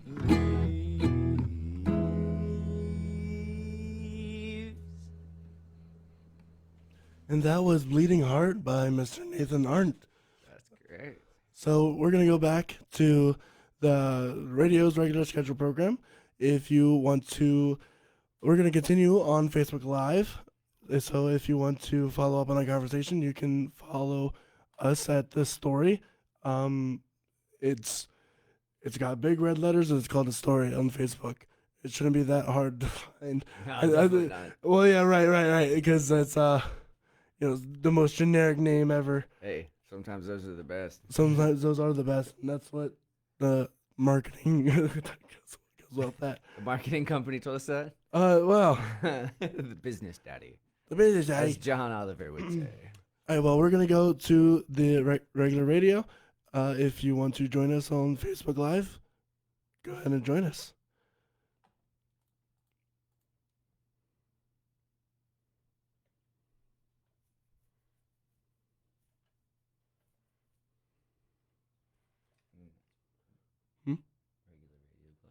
Yeah, regular radio. That was the regular radio playing. Yeah. So now we're good to talk. We're off the radio. Is she waiting to come in? I think so, If yeah. you can come in. Yeah. That's totally fine. This is extremely formal, and This is- Totally formal, and everything's totally fine. there will be no comfort in this room, all right? Just jokes. This is actually a really, really nice spot, and yeah, I like the fact that it's kind of just an informal conversation where you just be yourself. It's good. Yeah, that's kind of the point of like building this anyway, Yeah. is to bring authenticity, and because when I kind of came out to the gigging world, there was this air of like majesty in some respects, especially when it came to like, excuse me. Meanwhile, I'm dying. Like when it comes to like you see like Bjorn and like his following, or Robin and her following, and it's like, oh, these are like, or even Cody and his one, he's got a relatively giant following in York. Mm-hmm. And you see these crowds come out to these musicians, and you're kind of like, oh wow, they're almost untouchable in some aspects, and you're kind of big around here too. Yeah, I'm getting there. You're getting there, yeah. I mean, it's like I said, it just depends on what you want. I don't ever want to be attached to like an air of entitlement or anything like that. And not to say that those people are, but I mean they've definitely earned their stripes along the way. For sure. So it can be very intimidating for somebody to come out and see them and be like, oh, I'm gonna follow that up. Or like no. Henry Dvorak. Oh my right? lordy. Like, Yeah, trying to yeah. follow him up on bass, and he's up there playing my piano, absolutely slaying it. I'm like, Yeah. I gotta go next, man. Yeah, I've played his stand up already, and it's actually pretty fun. It's so much fun. Yeah. I mean, Henry's always been very welcoming. In terms of Henry is really cool. Yeah, he's just like, hey, come hang out, come jam, whatever. So he's good, but that can be intimidating. I get that for sure, but I don't want that to like deter people from coming out to an open mic. And Yeah, right. That's not something I would want for myself. That's why I don't ever want to be like, I don't want to be big, or famous or whatever. I just want to be the guy who runs some open mics and gets people to link up. And you know what? If other people are good enough to the point where they feel like they can make a career out of it, then awesome. Yep. Yeah, then awesome. It's all about community, really. Yeah. Well, and the community and looking out for each other too, because you see some people that are in a situation in their life where maybe they need a little extra help, or like maybe we need to cook a meal for each other every so often, or maybe we need to have a talk about something that might be going to hurt them eventually. And the last thing that we want in the music community is people falling off the wagon or getting hurt, hurting themselves, stuff like that. And as musicians, man, we're already tortured souls in some respects. Right. And then there's the whole we can kind of move this into like the whole drug scene within music as well. And it's a giant part of the industry. Because once you make money, we're tortured souls. We want to feel good, so sometimes we abuse that power that we have. Yeah. To, and some people need some drugs to function. I need like medication. Yeah, in terms of well, you said, I don't know if you're comfortable. I'm good. I have ADHD. Okay, I got it bad. Like I have to legitimately have to be medicated, or else I would not function in a quote unquote normal society. I got you. Yeah. That's just funny. I'm really into Logic lately, like the rapper Logic. Oh yeah. Yeah, and he has a song called ADHD. That's really good. I listened to it yesterday and bumped it pretty hard. It's a good Check one. that out. Yeah, check it out. It's pretty good. I mean, it's not necessarily the cleanest in terms of lyrical content, but it's pretty good for the kids who got ADHD to not feel so isolated and whatever. Yeah, it's definitely interesting to see how like the most of the musicians that I know at least have some sort of ADD, autism, ADHD, and it really I've noticed this a lot. There's a lot of jobs that cater to people with like ADHD or like neurodivergent people, if you know that term. Yeah, absolutely. For example, I teach kids how to swim. Every 30 minutes, there's a different kid, different problem to solve. Yep. And it's really nice. And with music, it's always changing. Always. And there's always something else something new to listen to. Yeah. So it's super engaging in the mind, and like this is super easy to handle because I don't have to concentrate on, menial labor for the next 8 hours. Not to knock people that can do that. I greatly respect people who do I used to do factory work myself, and it killed me because I couldn't listen to anything. I couldn't. It was literally being, forklifting was nice. I loved to do a forklift. I did that too for a while. Yeah. I did tow motor and forklift in a warehouse for a while and fulfillment center. So that's fun. But it's fun when you can roll a bunch of bubble wrap down the aisle for That's 40 yeah. feet and just roll that tow motor down it. But yeah, there's you find joy in the little things. But you're right. I mean, that 8 hours, that will drive you a little wild if you have that hyperactive mind. And I do. I'd sit there and write. And I've never been diagnosed with anything. But, I mean, I'd write and I'd play songs, at work here and there. I'd, bring my guitar on my lunch break every once in a while and just play. Why not? Why not? But, yeah, what else is I going to do? Right. Sit there and stare at a wall? Or, UPS shipping prices or whatever.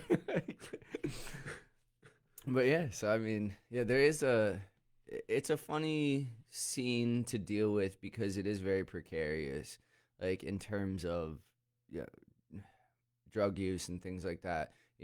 All you can do is hope that people are being responsible with whatever it is they choose to put into their bodies, and it's just, you just got to look out for each other, You're not going to solve you got to everything. step up. And so I've known you to really sometimes keep some people accountable.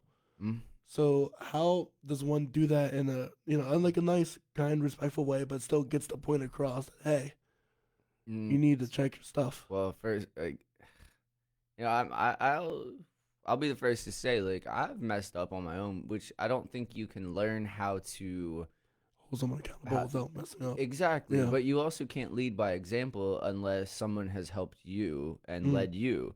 So like at my open mic at the Shamrock, and not advocating alcohol use of any kind whatsoever, but if I would partake, I always tell the bartender 2 drinks. That's it. Mm.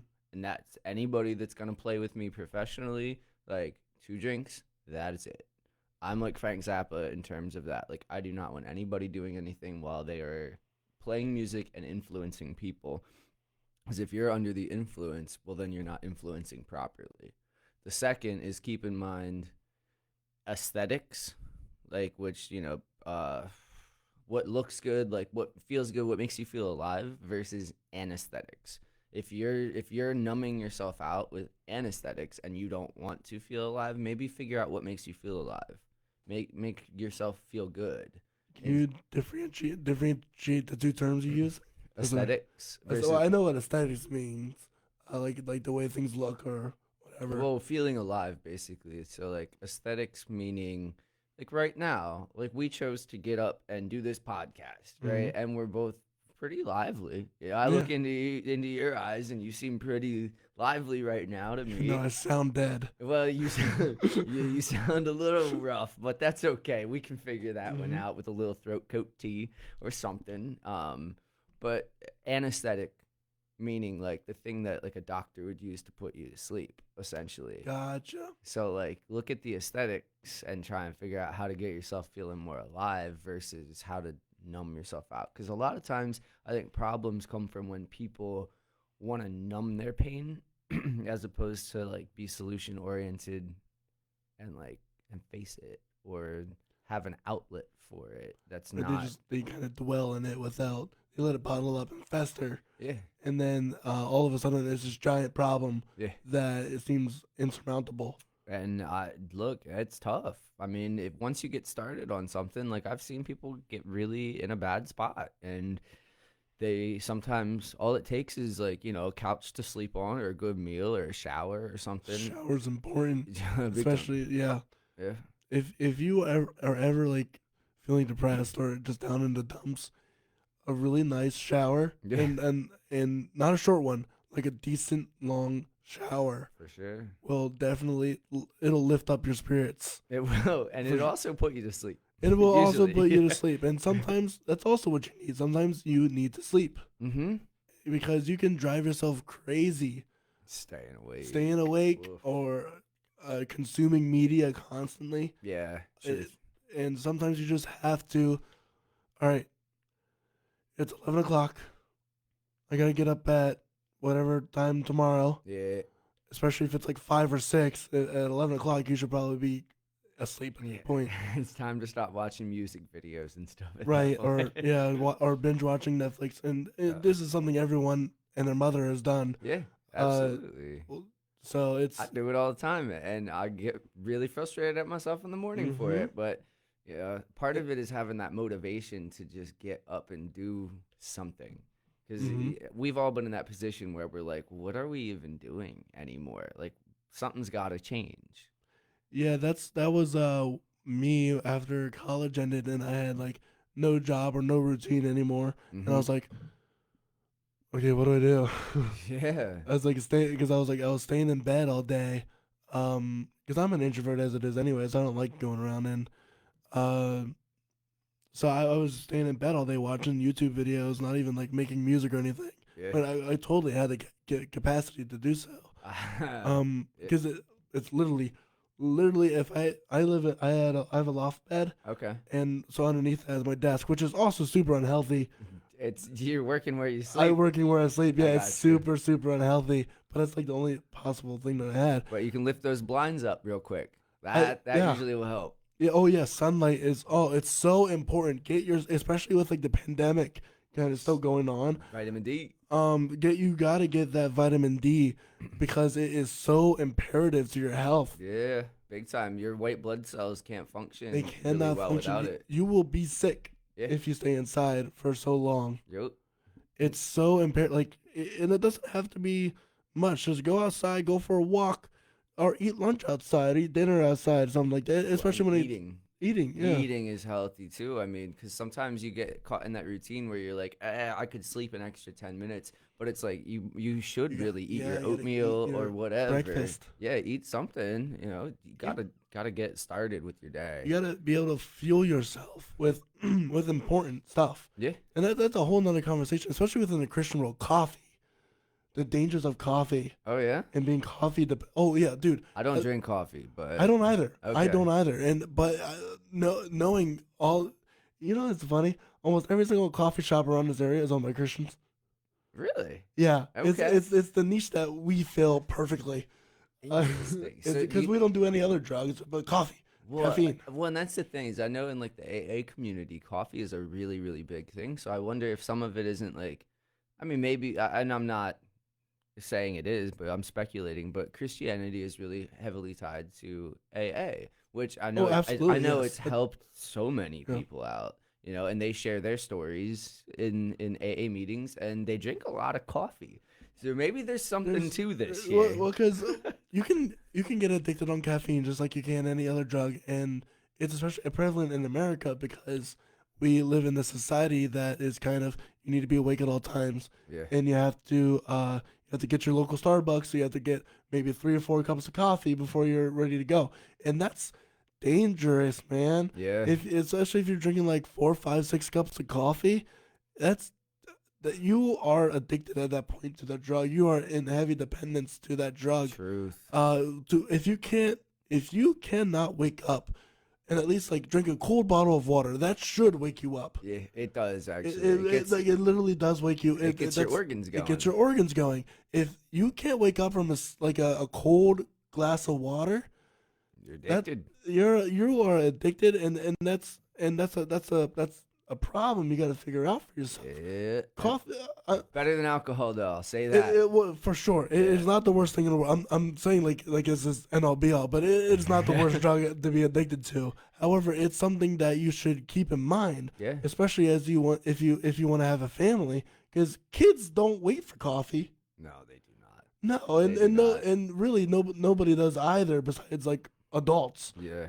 Well, I think it's interesting though, like how coffee did kind of help people evolve in a way, especially in terms of like cafes over in England. I mean, a long time ago. I mean, well, I guess not a long time Well, ago. they were more tea oriented, but caffeine is so within tea. Yeah. but once coffee hit, my goodness, they were up and chirping and buzzing for what, till Yep. like 8, 9 o'clock at night. That'd be an interesting study to see how coffee kind of helped the Industrial Revolution because Oh. they kind of were introduced in the same era. Oh yeah. Well, I mean, think about it. Before, Got my beans. yeah, I need my beans. But before that happened, I mean, everybody was drinking. I mean, they were drinking alcohol for the most part. Water wasn't a very wasn't like, available. it wasn't very pure. So I mean, once they started, boiling water into coffee, you had a zippy population who wasn't drunk anymore, and they started thinking. Dude, So- it's incredible. When I go back, like one of the, oh my goodness, the one thing that is, I think like when you think of drinking populations, you might think of Ireland and the Irish, they love their drinking, but oh my gosh, Americans used to drink kegs per day. Oh yeah. Kegs. We got whole tunnels underneath Lancaster City that were Oh, really? dedicated. I didn't know nothing- that. Oh yeah. Look Yeah, up the check history that of out. Lancaster City. We had a lot. Yeah, no, it's insane. Like the whole prohibition movement is kind of like that happened. That's kind of silly. But you don't realize the reason why it happened was because it was so much alcohol. Because there was no Yeah. soda, there was barely no one knew about germs at that point. Still, True. so they were just drinking whatever water they had and then ruining their insides with whatever bacteria that came with it. So alcohol was the main way to safely kind of drink, Yeah. that's which true. is kind of really silly to think about it now because drinking alcohol, if that's all you're drinking, you're gonna have a problem, Oh, absolutely. Yeah, you're drying yourself out. You feel like a fish every morning. right? But that's one thing. Like you were saying in the music community. Excuse me. Where I wish that, and maybe this is too much to say, I don't know, but I wish that establishments would offer maybe like a meal as opposed to alcohol. Whereas like if I go to a place and let's say I have a guitarist who doesn't drink at all, well then they don't get any benefit from it. So you think like a complimentary meal, Yeah, like give us like some a bag chicken of chips or tenders. something? Yeah, Yeah, give us some chicken tenders and some fries maybe instead. That would be cool. it would. And Be cool. that would maybe be a solution oriented thought of like, hey, have musicians here, and if you want them to, be with it, respectful, and let them lead by example, give them some chicken tenders instead of like 5 beers. And that's not really hard because I was thinking like, okay, because excuse me, kitchens are hard to come by in bars. Yeah, it can be. It can be. For sure. But like, especially all the open mics I've been, tell us, the Shamrock Cafe, they have like bags of chips, I think. Yeah, absolutely. But having chicken tenders ain't that hard to make. No. So I think that would be a respectable option. Yeah, and if they do have a kitchen, use that to their advantage in terms of like, hey, we understand you don't want to drink, and we want the incentive for you to come back here. So here you go. And those who want to have a beer or two or whatever, then go for it if that's your thing. But I think, feeding people sustenance, especially those that, they might be struggling musicians, they should have that option. Yeah. When I was doing my DJ work, that's when I was like really poor, and so I really counted on those wedding nights to be fed like a legit nutritious meal because every other night was ramen cups. Yep, exactly, man. I get you there. Oof. Those days, I'm glad that they are mostly gone. Yeah, for my part, mostly gone too. Yeah. I've wanted to have a chance to shout out this restaurant. I haven't had a chance. So there's Ted's Deli on Broad and Orange Street, Okay, Ted's Deli. right, like right next to the prison area. Yeah. And they make the best Italian subs I've ever had, and I've lived in Brooklyn. I've been around New York City for a while. And I shouldn't say I lived in Brooklyn. That's not necessarily true. But I've been around there enough to know Yeah. the local whatnots. And I've had friends from Chicago that have lived their life in the suburbs, and the highest delis that they've ever Absolutely. been to. Oh, and man, I miss those. yeah, Yeah. I gave them Ted's Deli because I thought it was on par, and they said, "Yo, this is probably the best I've ever had." Good to know. And they'll give you a sub, and it's only like $6.50.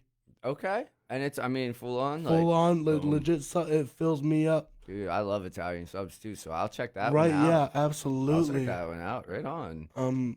I used to go to Bruno's quite a bit. Bruno's? Too. Yeah, they were pretty good, but they're not there anymore. Now it's like, I want to say it's like a Puerto Rican restaurant. It's right by the old Puff and Stuff building. Yeah. Oh, I know there's a Puerto Rican restaurant next to like John Williams Tires. Okay, yeah. Yeah, they'll sell you empanadas the size of your hand for $2. It was just National Empanada Day, like a week or two ago? Was it? Yeah. It was didn't on. know It was that. on a Friday. I think it was either last week or the week before. But there's 26 restaurants around Lancaster that have empanadas. So like, there's even like meatball empanadas, stuff like that. Like just random stuff you wouldn't even think of. I have one on my corner that sells. They're El Tocororo. They're pretty darn good actually. Yeah, good. It's a Cuban restaurant. Oh, gotcha. Mm. Okay. Yeah, that's another thing we could us musicians could be good about is like going to like local restaurants, and I guess a deli isn't really a place to perform music in, but like like smaller local restaurants like that would do well to have music performed. And the only reason why I found the Puerto Rican spot on, was it Queen? I think that John Williams is on. Yeah, beside John Williams. The only reason why I found that spot was because I had to take my car there, and I had to walk. And I was like, I'm hungry, and so I went in and I had they had an Italian sub. So I was like, okay, I'll try this one too. There you go. But they they didn't have the resources to do that because of shortages. Is that 300 block of Queen? Maybe Maybe we're talking about the same place. Pinson Ridieno or no, what? it's Oh yeah, Okay, yeah. I got you. Yep. Oh, Pension Ranko or something like that. Yeah, exactly. Okay, we were talking about the same Oh spot. wow. That's where Bruno's used to be, but right on. Oh yeah. Yeah, I'll have to check out that Italian sub place though. I mean, we got pretty good subs where we're at too. I mean, if you ever want to check us out, it's Slugger's Pizzeria. Yeah, we got some good stuff for sure. But I mean, there's so many good places in Lancaster. There really are. Yeah, Yeah. and if we could get more music in restaurants, that would be great. It'd be dope. It would be dope because some of them have the space to do it. Mm-hmm. You know, and anybody that has ideas on that one, please blast them our way because we're always looking for new places And to play. Always. Yeah, if you're a restaurant owner and want to talk about that, that's part of the podcast too. Is because without venue owners, there's no music scene. Exactly. And we're always willing to talk to anybody for the most part. Most of us are anyway. And The vast majority, yeah, definitely for sure, because we're trying to make money, and we can't make money without venue owners. no, But we're also trying to, it's all about community, and that's something true in Lancaster is that it is really based on community it is. networking. We love to do it. We love to highlight other people, and that's kind of the reason why I wanted to start this podcast was because in my opinion, there's the three different scenes of Lancaster.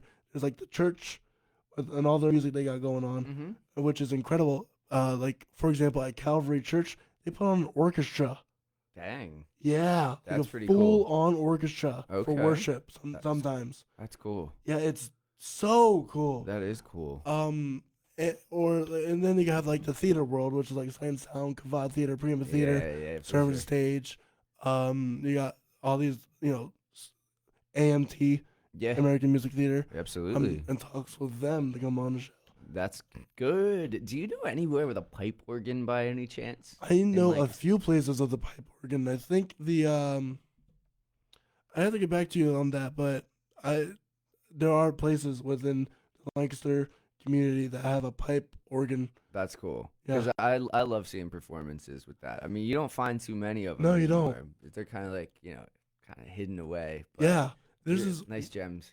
really cool spot. Well, my church, Reading City Church, they have an organ that is, I believe it's a pipe organ, but more importantly, in my opinion, is that it's a bell tower, and like it's a piano, but it's all bells. Oh, wow. I forget exactly what the instrument is called, but there are like only double-digit number of them within the entire world, Whoa. and there's even less amount of players that legitimately play And that. it plays out into like the public? Yeah, because Oh, big nice. old big old bells and Oh, everything. that's cool. It's so cool. It's what the Harry Potter theme was played on. Oh, no way. Yeah, I hear that every morning from my Yeah? fiance's Oh, yeah? phone alarm. That's funny, So I like it and respect it. but I also hate it. No, that's one It thing. means wake up time. It means wake up time, and dude, oh my gosh, the alarm that I have for my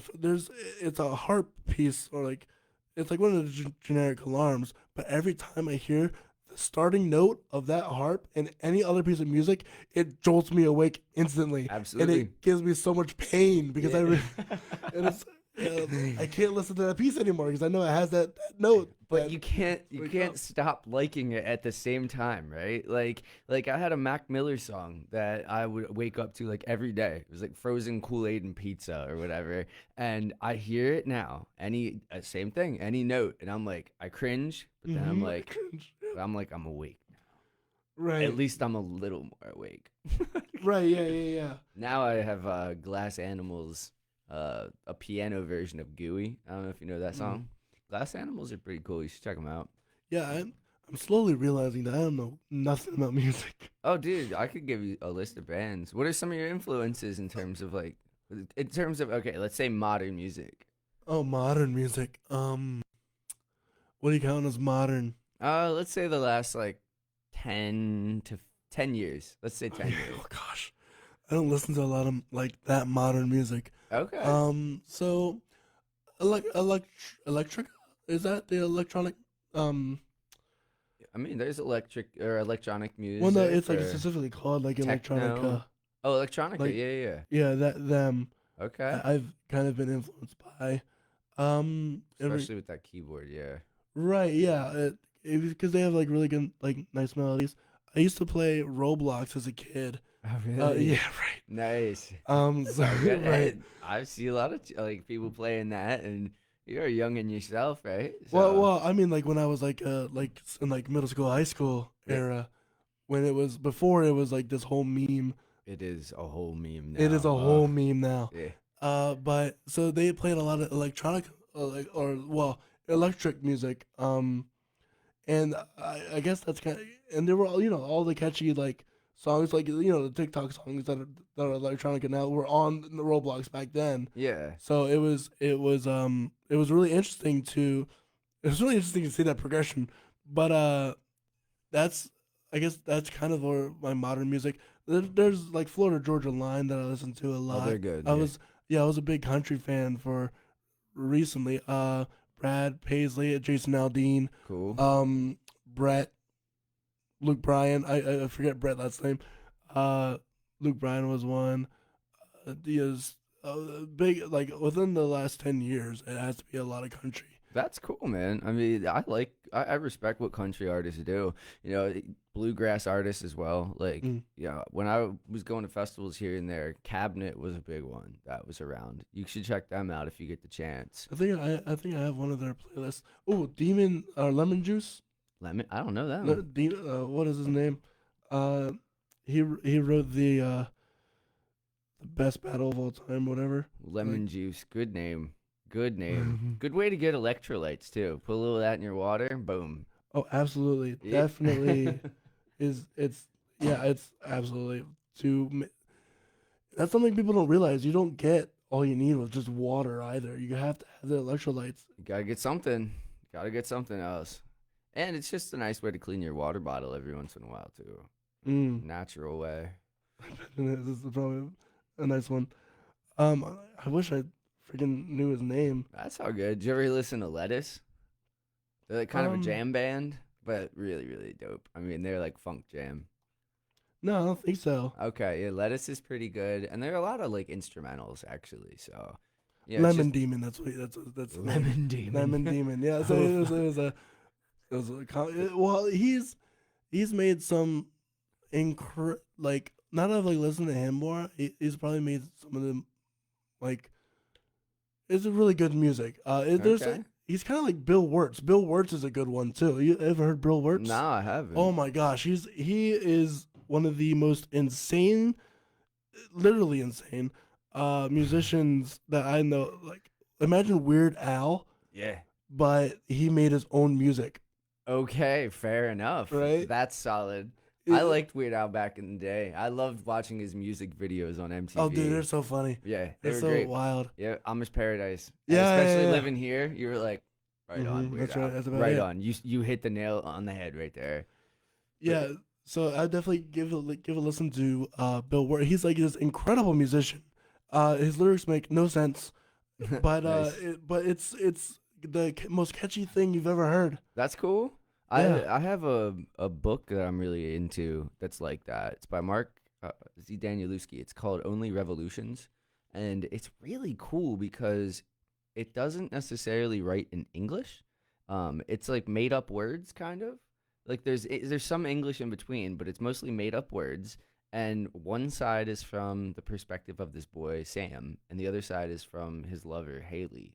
And dude, it's incredible. I mean, Interesting. I got lost in it, but that's the thing is sometimes like you can write a song or a book just based on how you feel, as opposed to like making logical sense and composing it to be like perfect. Yeah, for sure. Yeah. It's some of my older influences would have to be Elton John and Queen. Oh yeah, And like all like the whole 60s, 70s kind of era. oh, for sure. For sure. Yeah, that's where a lot of Elton John specifically, because my piano playing. Okay. As he's heavily influenced by piano playing, or like the Eagles with Desperado, so stuff like that. What are your influences? Consider modern influences.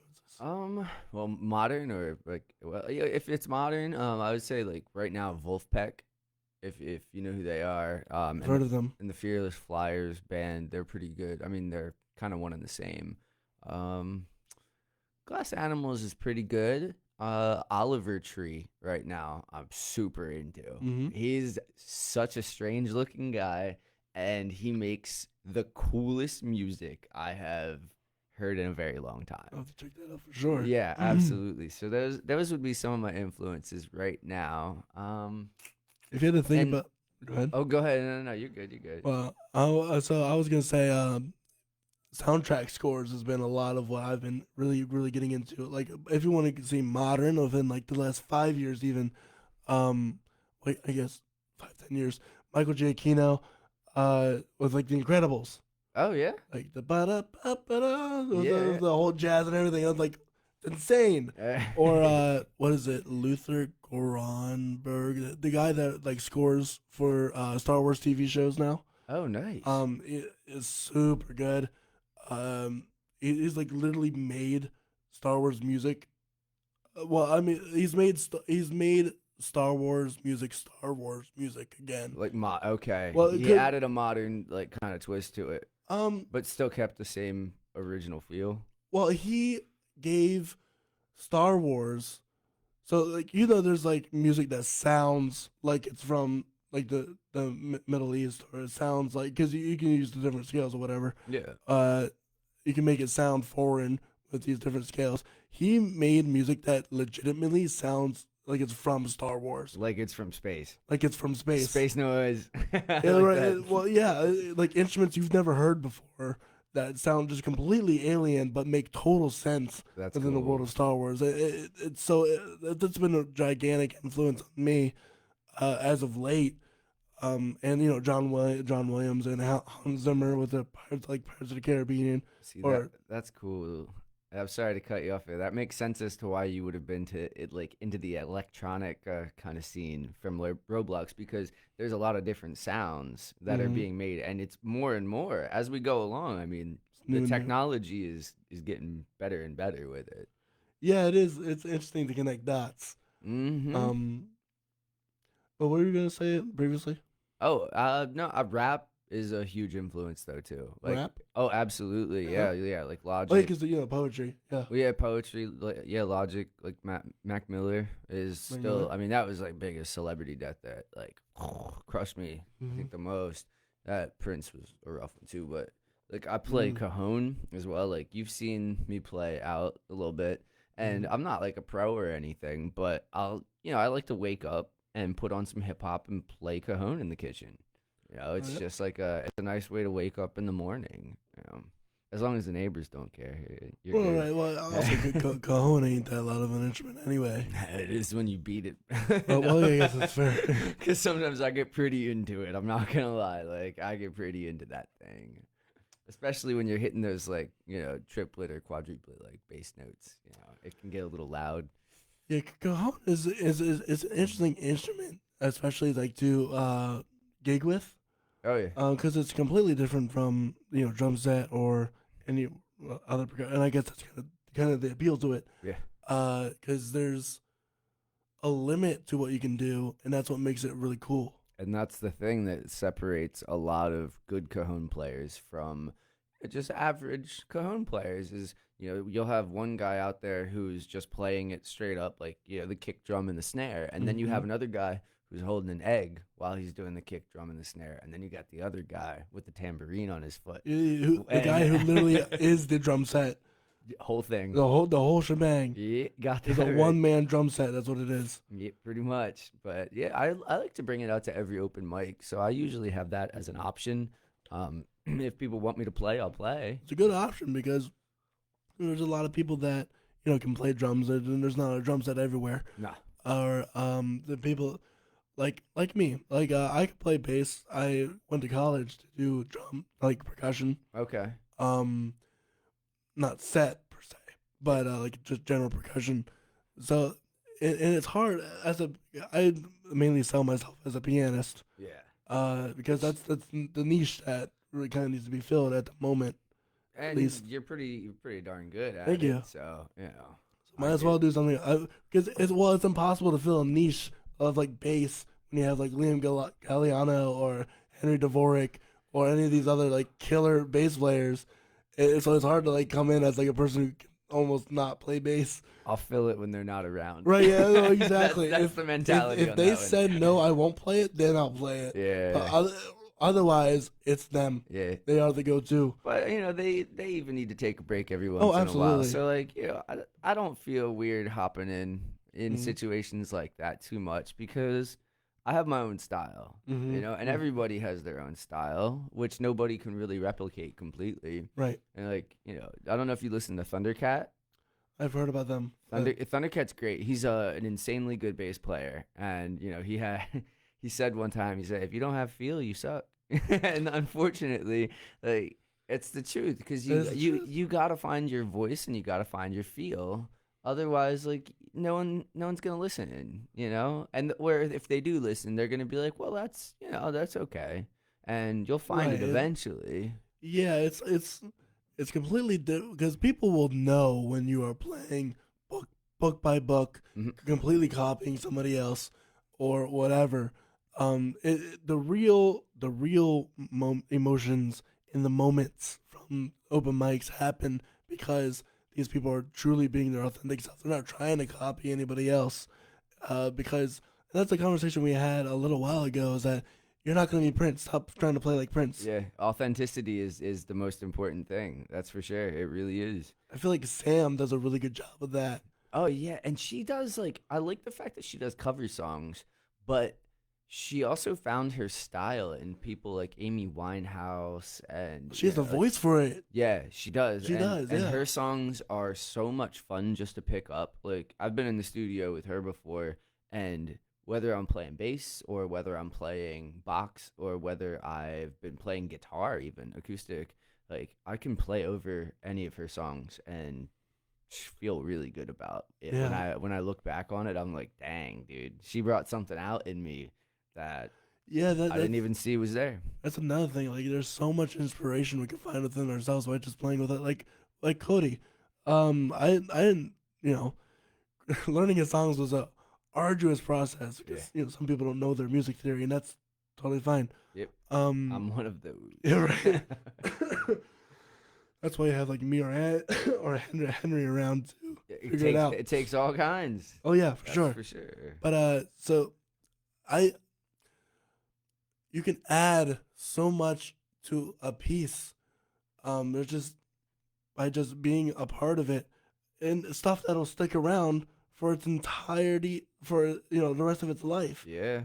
There's moments that I've played that Cody's like, yo, we got to keep that for sure. Yep. Absolutely. Yep. And that's called collaboration. And that's called collaboration. And the simplest form of that is at open mic. Yeah, it definitely is. And that's why I'm really happy that the Shamrock, decided to let me jump in on that. And the fact that they were like, you know what? We're going to shut the jukebox off, and if we make people a little uncomfy because we have the open mic in here, that's okay. It's only for one night, every other week. Right. And man, they're all being really receptive to it, and people that didn't think they would like it are really digging it now. Yeah. So that's definitely fun. But also to go along the subject of just collaboration in general, music is life. Essentially, it's a representation of life. We've been singing music for how long? For a reason. And look at us right now. We're collaborating. Right. You know, and that's the thing is just remember to talk to people and figure out how you can collaborate with each other. Networking is huge. Networking is huge. And it's just sometimes there doesn't have to be a goal at the end of it either. It's just talk to people and find out who they are, and maybe there's a different, like you said, a lick that you came up with in one of, Cody's songs or somebody else's song, and they were like, that was dope. You need to keep that. That can happen in conversation so many times that the power of now is really exciting. Right, yeah. And the way you get more collaboration is by talking to people. And that's the truth of the matter. And as an introvert, that's really uncomfortable. Because you have to actually go places and do things and be a person for once in your life. Yeah. Not to say that introverts aren't people, No. but you have to be social, and that's hard sometimes. Yeah. even for introverts, it can be hard sometimes. Oh, Extroverts, sorry. Well, hey, it's funny because I don't consider myself an extrovert. Like I'm fairly introverted, but people tell me I'm an extrovert, and like I don't agree with them necessarily, but I appreciate, like I said, the power of now. Like Mm-hmm. once I get into a conversation, I'm in the conversation, Right. and there's no going back from that. Like, what are you gonna do? Walk away? No, Right. like that's ridiculous, you know. So, like, it's just nice to get to know you and all the other people that come out to the open mics because we're who make it. Yeah, the music scene in Lancaster wouldn't be the music scene in Lancaster without us or anybody going out. It Yeah, would be completely different if, like, Rob didn't come out. Completely different if Jordan didn't come out. It'd be different if, um, like some of the like underrated visuals. yeah. Do you know him, the local rapper guy? Underrated visuals. Underrated visuals. He does mainly photography, but he does rap as well. Okay, I don't think I do know him. Yeah, he used to come out to the Tellus open mics. And, Huh. Yeah, he's really good. Or like Freddie Rivera. You know Freddie Rivera. Hey, Freddie lives. Yeah, he's on my block. I got him to Yeah, come yeah. out. I was so happy. I was like, "You want to get in my car and go to an open mic right now?" And we had never like really talked all that much before. Oh, yeah? And he was like, "Yeah, let's Yeah, go." yeah, So yeah. I was like, "You're a real one. All right, you're He's- a yeah. good dude. You're a good dude." So There's so many niches that you can just fill Mhm. and reach out to. They're accessible. oh, absolutely. And they're just some of them are on your block right now, Mm-hmm. and all you gotta do is talk to them and tell them to come out to the next open mic. You know, that's literally as simple as that. Literally simple as that. And take a risk, you know. Take Live a risk. little. Yeah. What You is know? it? Mike Doty had a really good quote. He was the lead singer of Soul Coughing, and he said, "What is your life without your heart at risk?" So like Mm. that's a great saying, I think. Yeah, Or a that's great really question. good. That's a really good. Um, I've seen similar quotes like that, like, uh, you know, something like that, where it's like That's- have your heart to beat a little faster Yeah, sometimes. yeah, and I think it's a great saying for an introvert, especially. What's your life Sure. without your heart at risk? Like, put it out there a little bit. Put it out there, and there's so much reward. Granted, there's some hate that can come that way, Absolutely. but the reward is exponentially better than all the hate you can get. Yeah. Yeah. There's no sense in hating. I mean, there are people that sometimes might cause pain to your life, and you just gotta kind of put them at arm's length. But don't Yeah, give up right. on everybody. Yeah, It's that's just right now is different. right. Yeah, that's something I've had to learn, especially as like, well, that's kind of like a theme within Christianity, is that there's good thoughts about it, and then there's really bad thoughts about it. About Christianity in general. Well, about like forgiveness and within regards to that kind of like doctrine, because there's the amount of forgiveness where it's like, oh, nothing ever happened. You can't live like that. No.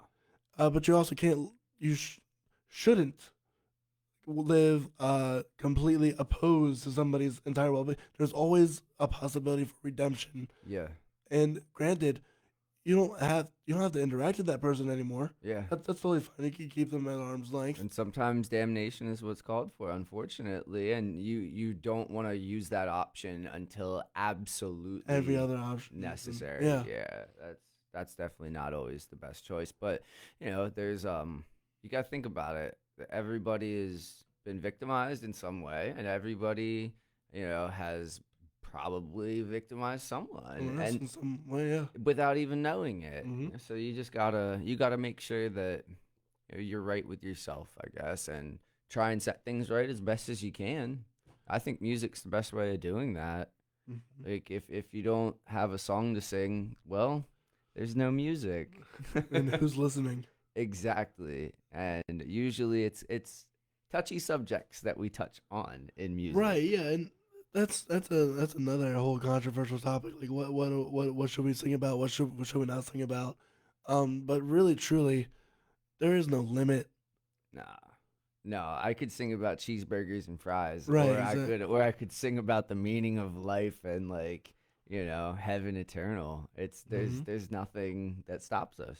There's nothing Other than us. other than us, which is a good point to make, because we often fear the thoughts and opinions of other people over our own, and that's not an entirely bad thing. No, you gotta be part of the norm You gotta sometimes. be part of. You gotta be part of the, yeah, sometimes you gotta be part of the norm, especially in the music industry. Yeah. But it's not to take your or heart on your sleeve, or wear your heart on your sleeve, or something like that, or whatever saying that is. It's not dangerous. It's not. Sometimes it's scary. It's not all the times dangerous, and there needs to be more of it, especially if we want to grow as a community. Absolutely. Yeah. Because people need to know who you are at that point, And the interesting thing about our community and probably most other ones is we know most of our mistakes, like each other's mistakes and things like that along the way, because it's been a while that we've all been hanging out together, and we still hang out with each other, after a certain amount of time. Like, you just got to respect the fact that, like, what are you going to do? This person's still going to be alive. This person's still going to be a part of the community. And am I going to tell them to stop playing music? Never, because then they can't save themselves either. So you just have to recognize, like, these people are people. And you got to realize relationships have their ups and downs. Always. Yeah. Yeah. If you're going into any sort of relationship and thinking it's going to be perfect, you're going to be unhappy for the rest of your life. Severely disappointed. Severely, at best, yeah. Yeah, absolutely. Even a relationship with your dog is going to go sour at some points. You know That's what I mean? true. And a dog is like one of the most precious relationships you could ever have. It really is, eh? But so you have to realize that you have to be uncomfortable with the uncomfortable, or you have to be comfortable with the uncomfortable. Yeah. On some levels, you can't let it dictate your life, though. Yeah, that's true. You're not wrong there, because if it dictates your life, well, then what life are you? What life are you living? Yeah, what life are you living? Whose You're life are you living it. living? You're living not your own. Yeah, exactly. It seems like a fake one there. I have pet rats. I don't have a dog. Oh yeah. Yeah, I got pet rats. Shout out to Koi, Sable, and Little Lamb. How'd that start? Pet rats? Oh my goodness. Okay. Oh, So Ashley decided it's we all were getting her hand. rats, and yeah, I had mentioned the idea of rats before, and then she was like, "We're doing this." So Really? yeah, they're really cool. Actually, they're kind of like dogs more than you would think. Are they really? Oh, very much so. I mean, you could teach them to fetch. They run up like right away as soon as you get home. Oh, yeah. Oh yeah, and they chirp at you sometimes. Like, That's cool. they're pretty nifty. I know they're like insanely smart, and like they're probably like a lot of fun to play with, I guess. Oh yeah. Yeah, they're pretty cool. Once they're in their climbing stages, that cracks me up, because then they they climb everywhere, and it scares the heck out of you, because you're like, oh jeez, one fell behind the couch. Now I need to find it. I had this escape artist hamster. Oh yeah. Yeah, dude. No, I have no idea how she made it out of her cages, and how so we had to clean a cage. We put her in like a crock pot that's like a decent foot and a half deep, and we put like what is like the mesh, like frying mesh, whatever it is, Yeah, okay, like a mesh net kind of thing. mesh net kind of thing, the stuff that you would put like in a fryer or whatever. Okay. Like on top of that, and then we put my mother's purse on top of that, and within an hour, she had somehow climbed up the stainless steel walls of the crock pot, nibbled through the metal mesh, Whoa. and nibbled through the purse, and was gone.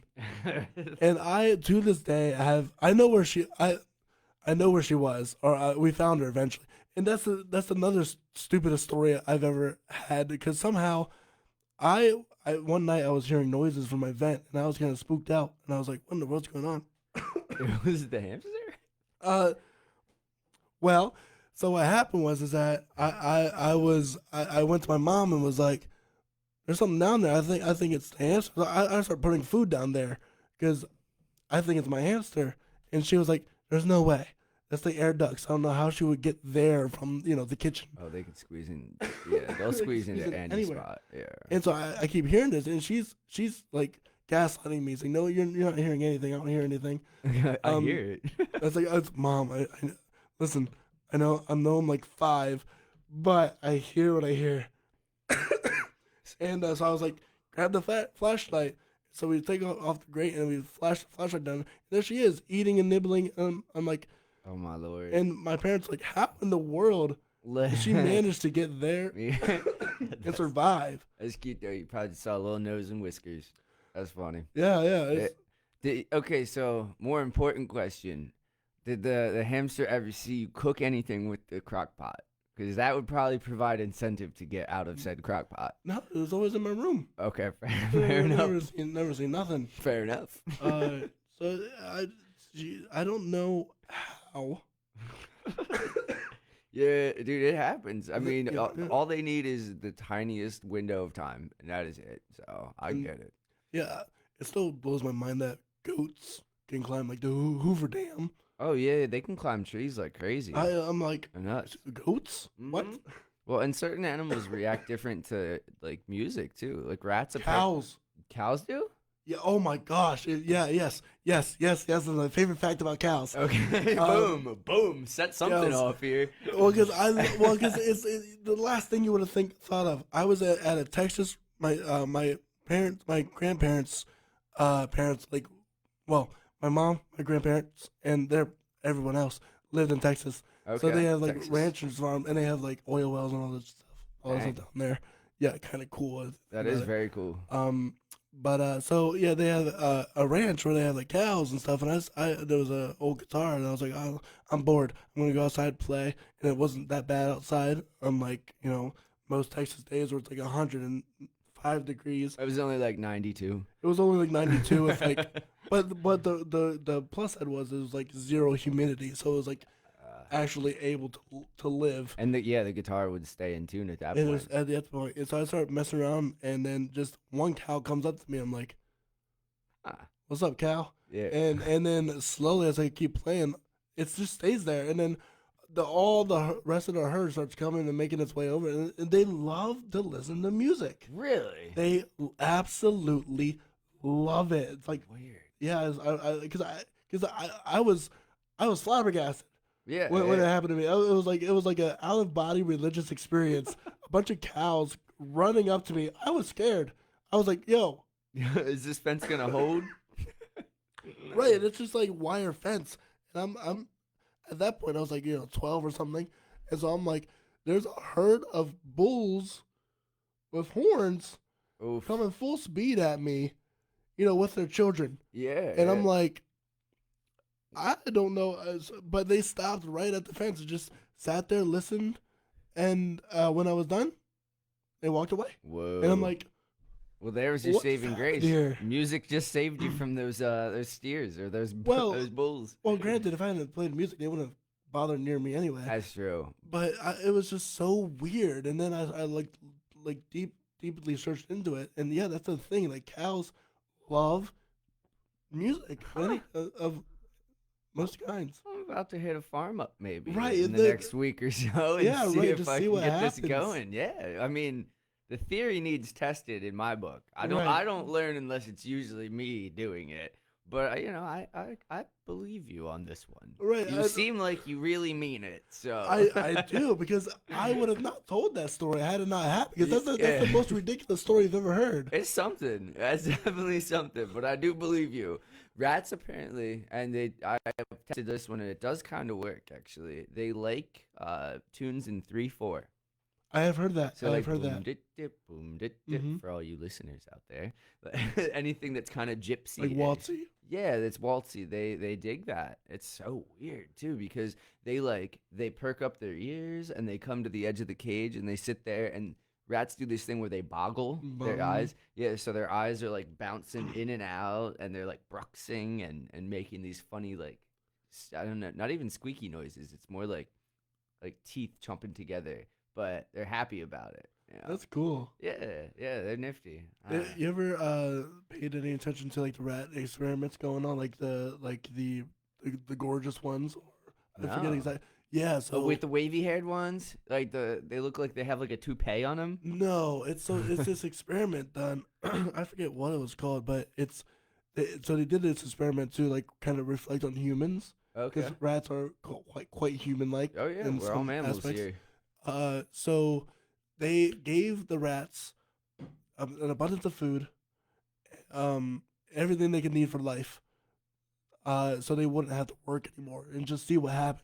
Okay. So it's kind of like exactly what America is almost. Yeah, for sure. So what happened was utter chaos. Oh, really? Yeah, because so they reproduced a lot. Then they only had like a limited space. But what happened is that as soon as it started like to kind of like peak almost, there was these two sections of rats.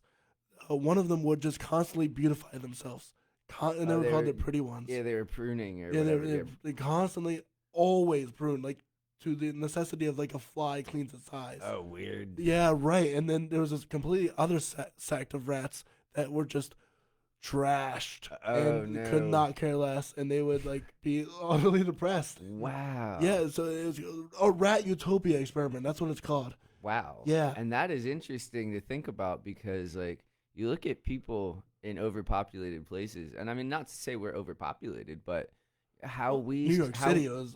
Well, yeah, how we section off into groups like that, though. I mean, that is very interesting to think about because there are extremely beautiful people in New York City for sure That are constantly working on their beauty. Yeah, but I mean, to get that, it's money, and It's money, yeah. Yeah, but that's where you get that line of like, what's too much? Well, yeah. At what point am I not being human anymore? Yeah, exactly. You know, and that green greed will get to people after a while. You know, that's Yeah, I definitely encourage you to check out that rat experiment. yeah. I'll It's a check cool it one. out. The Rat Utopia experiment. Rat utopia experiment. Yeah. Oh my goodness. Yeah, that's something else. Ugh. New York City was fun to live in, though. I was in Queens. Yeah, I wanna was know in about Queens that for a a lot. while. Yeah, I was in Queens, Forest Hills for a year, and then I was in Ridgewood for 2. Really fun time. I did City Year out there, which is an AmeriCorps program. Mhm. So I was doing like tutoring and mentoring in Long Island City, and then I got promoted to team leader the second year I was there, and we did like, you know, if you ever see like big murals and stuff like that throughout New York City, like I helped design a lot of those. Really, that's dope. I used to be more of a visual artist than I am now. I still have a lot of the designs and stuff like that, but it was really fun. And we did construction projects and led groups of like corporate employees through service days just to beautify the neighborhood. We did a lot of tree planting, stuff like that. That's cool. And then I worked for Children International for a little while, and then I worked for Greenpeace for a bit. Like, That was your experience with Greenpeace. Greenpeace, It could have been all over the place. A little bit. Well, it was fun. I'll tell you that. I was team leader for them for I want to say like 3 months or so, because I was there for 6, I believe. But yeah, then it was time to come back here to go to school. I was still technically a resident of Pennsylvania, and you know how school prices are going. Hopefully, a little bit of that will be eased soon, but we'll see. All of us are waiting for the housing market to crash. Yeah, we are, and we're also waiting for that announcement to be like, "Hey, your student loans cut in half." At Yes. least or something. At least would be great. Even 10 grand, my goodness. Like, Yeah, politics is a whole different realm, especially when it comes to like music, because it's hard to, especially when you're like a Christian or, because there's some parts of culture that are somewhat antithetical to Christianity, yeah, and especially drug scenes or whatever have you. Mm. So interacting with the culture as trying to be a devout religious person is a hard dynamic. Are you religious at all? Yeah, I would say I'm I grew up going to a Methodist church, and Me then too. you did? Okay, Yeah. yeah, I went to the Methodist church in, oh boy, let me think here. It was in Wrightsville, but I can't think of the street name. Locust Street, United Methodist. And then I ended up going to the Presbyterian church down Donegal Springs Road later on in life. That one really appealed to me. Like the preacher came in like a kilt and had bagpipes every once in a while, and That's just cool. and my dad grew up living next to that church. His dad was the caretaker there for the cemetery and all the other property down Donegal Springs. But I'd say like I'm more of a deist, if anything. Like, I believe there definitely is something that created. Um, I don't know what to call it, and I feel love from it. So that's my religion. Yeah, fair enough. If that makes sense. Well, because And I believe Christ was a person. I mean, I do believe that, and that he was, definitely a heavy influence on the world. So yeah, it's actually a fringe belief along like scholars. Yeah. The what is it, mysticism, or that Jesus Christ never existed at all oh in yeah, any no. capacity. That's like a fringe belief, which Yeah. is a misconception people think, because a lot of people are like, oh, well, Christ never existed, but that's among like actual like historical, legitimate non, atheistic scholars. They all will mostly say, yeah, Christ was a real person. We have Definitely. record of him. Yeah, I believe that. So, yeah, Uh, we're never gonna know everything from no, it. we're never gonna know anything from him. We don't even know what the pyramids were for. Like, all we have is records of like writing from really intelligent human beings. Yeah, Yeah. it's it's interesting. Yeah. Being like religious and having to deal with music, because music is a spiritual act, Absolutely. no matter which way you turn it. And you have to interact with it properly, because it's gonna make or break you. Yeah, well, it follows rules for Yes. sure. But the interesting thing that I find about, and again, I'll say it again, music is life, essentially, like, Mhm. or a representation of it. The interesting thing about religion is there are so many different forms of it, and it's almost like music, where like there is So many one. genres of music, religion. Well, yeah, but there are. Yeah, so right, many right. genres of religion and music, and they all follow one basic rule of the fact that we're all alive. Nobody knows exactly how we got here, but we're all pretty certain, for the most part, that some grand thing created us, right? Mhm. So that's why I find it interesting, because there are so many different genres of religion, and that's cool. I don't see why we can't all interact with each other in a way where, we just combine, and that's cool. I don't know, because that's a difficult topic, because It you get is. into all these different like doctrines or like thought processes, because there are some hardcore religions Oh, that believe absolutely. hardcore things Yeah. that do not mesh with everything else. Well, it's So life or it's death at certain points. yeah. So it's definitely a hard. I always laugh whenever I see a coexist thing, because I'm like, it's never gonna happen. Yeah. Because from like Christians to Muslims to Hinduists to Buddhists, Buddhists, Buddhist, Buddhists, to like the Church of Science, or even atheism, or whatever else, whatever Rastafarianism. yeah. Or there's no way you're gonna be able to truly coexist with the if you were to follow if you got each of those religions who person who like follows the letter to the law, Yeah. there's gonna be a fight. I don't think those people exist. I would disagree. Really? Well, yeah, because there's a whole bunch of like evil people that do evil things. Mm-hmm.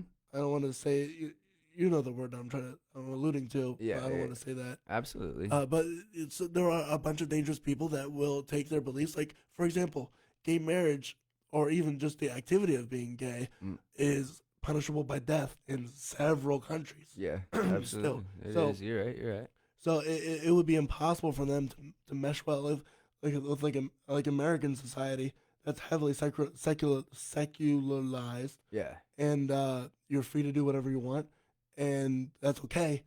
There's a bunch of people that would absolutely hate us, and they have hated us, and Yeah. they will retaliate against us for that. There's still that common thread, I believe, though, where like, and that's maybe where people think like it's maybe a utopia-minded thought, or like I don't know, An optimist. yeah, an optimist. There you go. Yeah. Where I still believe there's that common thread among every religion and every group of people, where it's like we all want to know what the purpose of this all is. Oh right, yeah, for sure. I'll give you that. And like, I still think that, sitting in the same room with each other, I really wish that would be something we would all focus on as humanity. Everybody basically shares the same human experience. It's just how many resources we have to share, like you were, kind of talking about and alluding to with like the Rat Utopia experiment. you know? Right. Like it's all a matter of resources, but the general thought is still there of like, who are we? Why are we here? And can we connect? Yeah, that. I would agree with you for that. That's definitely a transcendent line that we can all agree with. Yeah. Unfortunately, other stuff gets in the way. It does. does. Life always gets in the way in some form or another. Life often gets in the way of itself. Yeah, well, I was just in a car accident like last week. So like it's just one of those things like where it's like everything pops up and then you just got to deal with it as it comes, and it's not like it was really anybody's fault. It was just kind of something that happens. Yeah. There are so many accidents that I've had where it just happens. Both roads were icy. We were going at a curve at the same time. There's literally, I'm going at least 10 to 15 miles an hour. There's literally nothing more I could do. Skid. Slowly. Boop. Yep. And suddenly the back fender is off the car. And it was like, oh, wow, what do you want to do about this? And yeah. Well, what you're going to do is you're going to file an insurance claim. Yeah, right. And you're going to find a way to work. Yep. Yeah, how is that with like, because especially around here where you have to almost have a car to like get out to a music venue space, how has that, was there a time before you had a car? Not really. No, I've had like intermittent time. Well, like 1 or 2 intermittent times where it was like a week or so without one. But for the most part, no. I got my license when I was pretty young. My dad was very adamant about making sure that he taught me how to drive, and he taught me how to drive a manual on like an old truck with a pretty loose clutch. So, oh no! So I'm pretty decent at driving manual. All right, in a good car now. But yeah, that's I've always pretty much had one. I always saw it as a necessity because if I wanted to get out and if I wanted to carry a PA system or my amps or anything, I had to have it. Otherwise you don't get the gig. So. Right, yeah, and because it's always baffled me because there is a homeless population of musicians that are around here, and a carless society. What is the population? That's what the word I just used. They don't have cars. Yeah, the non-drivers. But they always get around somehow. Yeah, I mean, you ask a buddy or you hire him on as like a a side musician or a bassist or whatever. Usually you'll find a way there. Yeah, it's possible to do. It really is. You could do that for years if you really wanted to. It's just you got to keep in mind like you get what you give. So hopefully you can hook up whoever you're getting to drive you around. So. Yeah, that's for sure. You can't just take things. No, or else they won't last. Exactly. And that's how you have to think about how you live. You don't want to hop from one person to another and rely on everybody until you used up all of your resources around you. Right. Yep. Everything is going back to the rat utopia. We are not in a rat utopia. We are humans. Yeah, all right. We are maybe in a human utopia. Well, hey, look, we got blessed with something along the way. Well, being born in America is probably one of the... Being born in America, for sure. Also, these opposable thumb things are these opposable thumb things are pretty cool. We got those along the way, and everything changed at that point. I didn't know that if you didn't have toes, you could not stand. Oh, yeah, you'll fall over. I did not know. I didn't realize how toes were important, how important toes were to walking. Oh, yeah. Did you crack your big toe or something? Or? Well, no, I like hearing stories of people surviving, and somebody had like done Everest or something, and you know how Everest can be. Some people die. Yeah. To the point where they use them as way markers now. Oh wow. Yeah, it's kind of sketchy. Ooh. But some people had like lose their toes, like it literally falls off, and then they fall over, and then they can't move because they've lost their toes, and it's like, Huh. You gotta. Right. Yeah, but I mean, you could probably figure out a way to hop around, like maybe like a pogo, like kind of like a pogo stick. Yeah, but like on Everest, you know what I mean? Yeah, well, not off Everest. Yeah, that's not gonna work out so well. it's a interesting. The human body is really interesting in the way that it will survive. Yeah, I had a class in anatomy and physiology, and I learned more Latin terms than I care to ever remember again.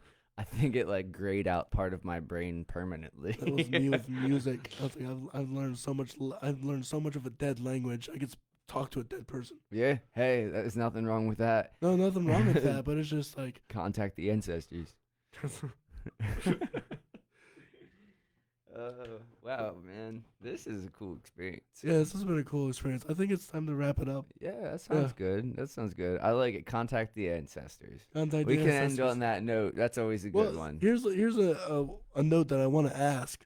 You are not the same person you were 5 minutes ago. Let it go in like 10 years or however. No. What is one thing that you know now as a musician, or even as just a person in general, that you wish you had known back when you started? That's a good question. I would say be more confident than other people want to give you credit for, especially initially. You should always definitely be very confident and pursue what you want to do instead of trying to adhere to what to adhere to what everybody else wants, because you're going to learn the rules of music along the way. Mm-hmm. Figure out what makes you unique. Yes, you have to find your own niche. And if you're going to sing, make sure you sing out. Like sing out loud. If you're going to do something, do it with all your heart. That's one thing I learned from the John Wesley hymn book. And if you're gonna, that's like one of his rules for singing. If you're gonna sing, sing with all your might. Nice. Or don't sing at all. Yeah, truth. And if you actually want to hear a good story about all of the lessons of music, read The Music Lesson by Victor Wooten. Also a great bassist out there. So yeah, that's my advice, and that's what I wish I would have read first. But hey, it's all good. It's all good. Yo, it's nice been chatting with you here. Yeah, we're gonna actually play your last song, "The Bleeding Heart." Oh wait, we played that in Undertones.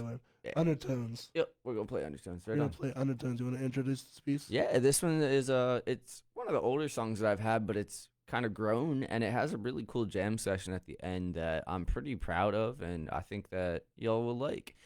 It's a little long, so be in for the long haul. Pack a sandwich. Bye. And well, in the meantime, where they can find you on Facebook, they can find you. Oh yeah, you can find me Nathan William Arndt on Facebook. The Picaros. You'll see a picture of like the frog of Salamanca. It has a skull and a frog on its head. So that's how you'll find me. We also have a SoundCloud account. You can check us out there. Other than that, yeah, like shoot me a message. And again, you saw the card earlier.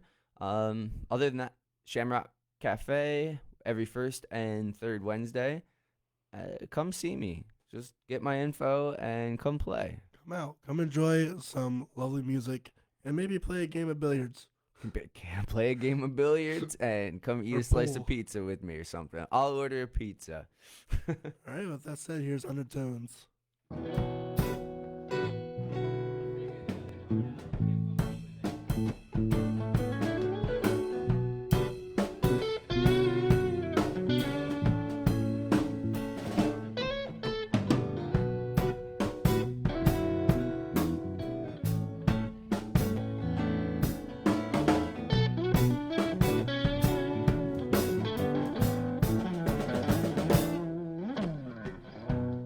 I'll have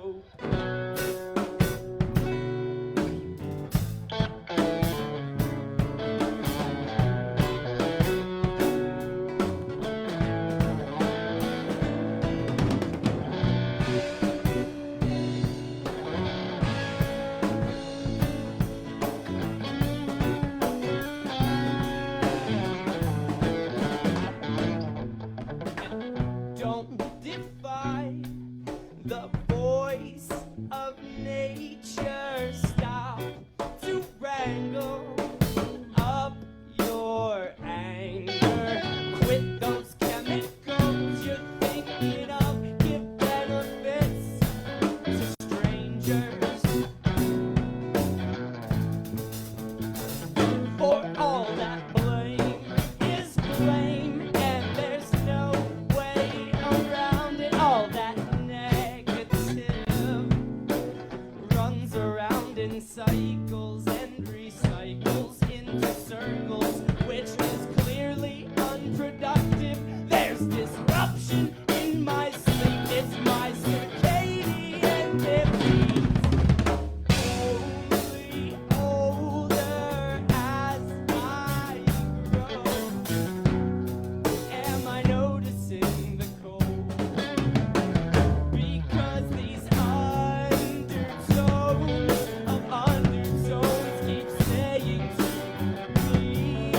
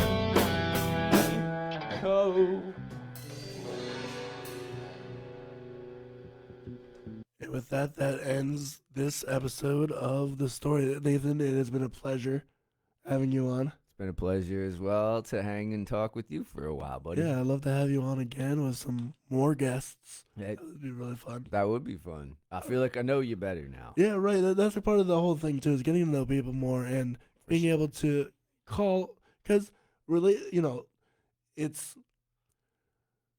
networking is so much more when you actually know the person. Yeah. Well, now we got like a real relationship Right. with each other and a friendship. Because how often do you just sit down and talk with somebody for 2 hours straight? 2 or hours so, straight, or right. whatever it's been. I don't know anymore, to be honest with you. Right. but- It feels like it's been a day almost. Yeah, for real, it kind of has been. I forgot all about that chicken barbecue I ate earlier. Oh, Yeah.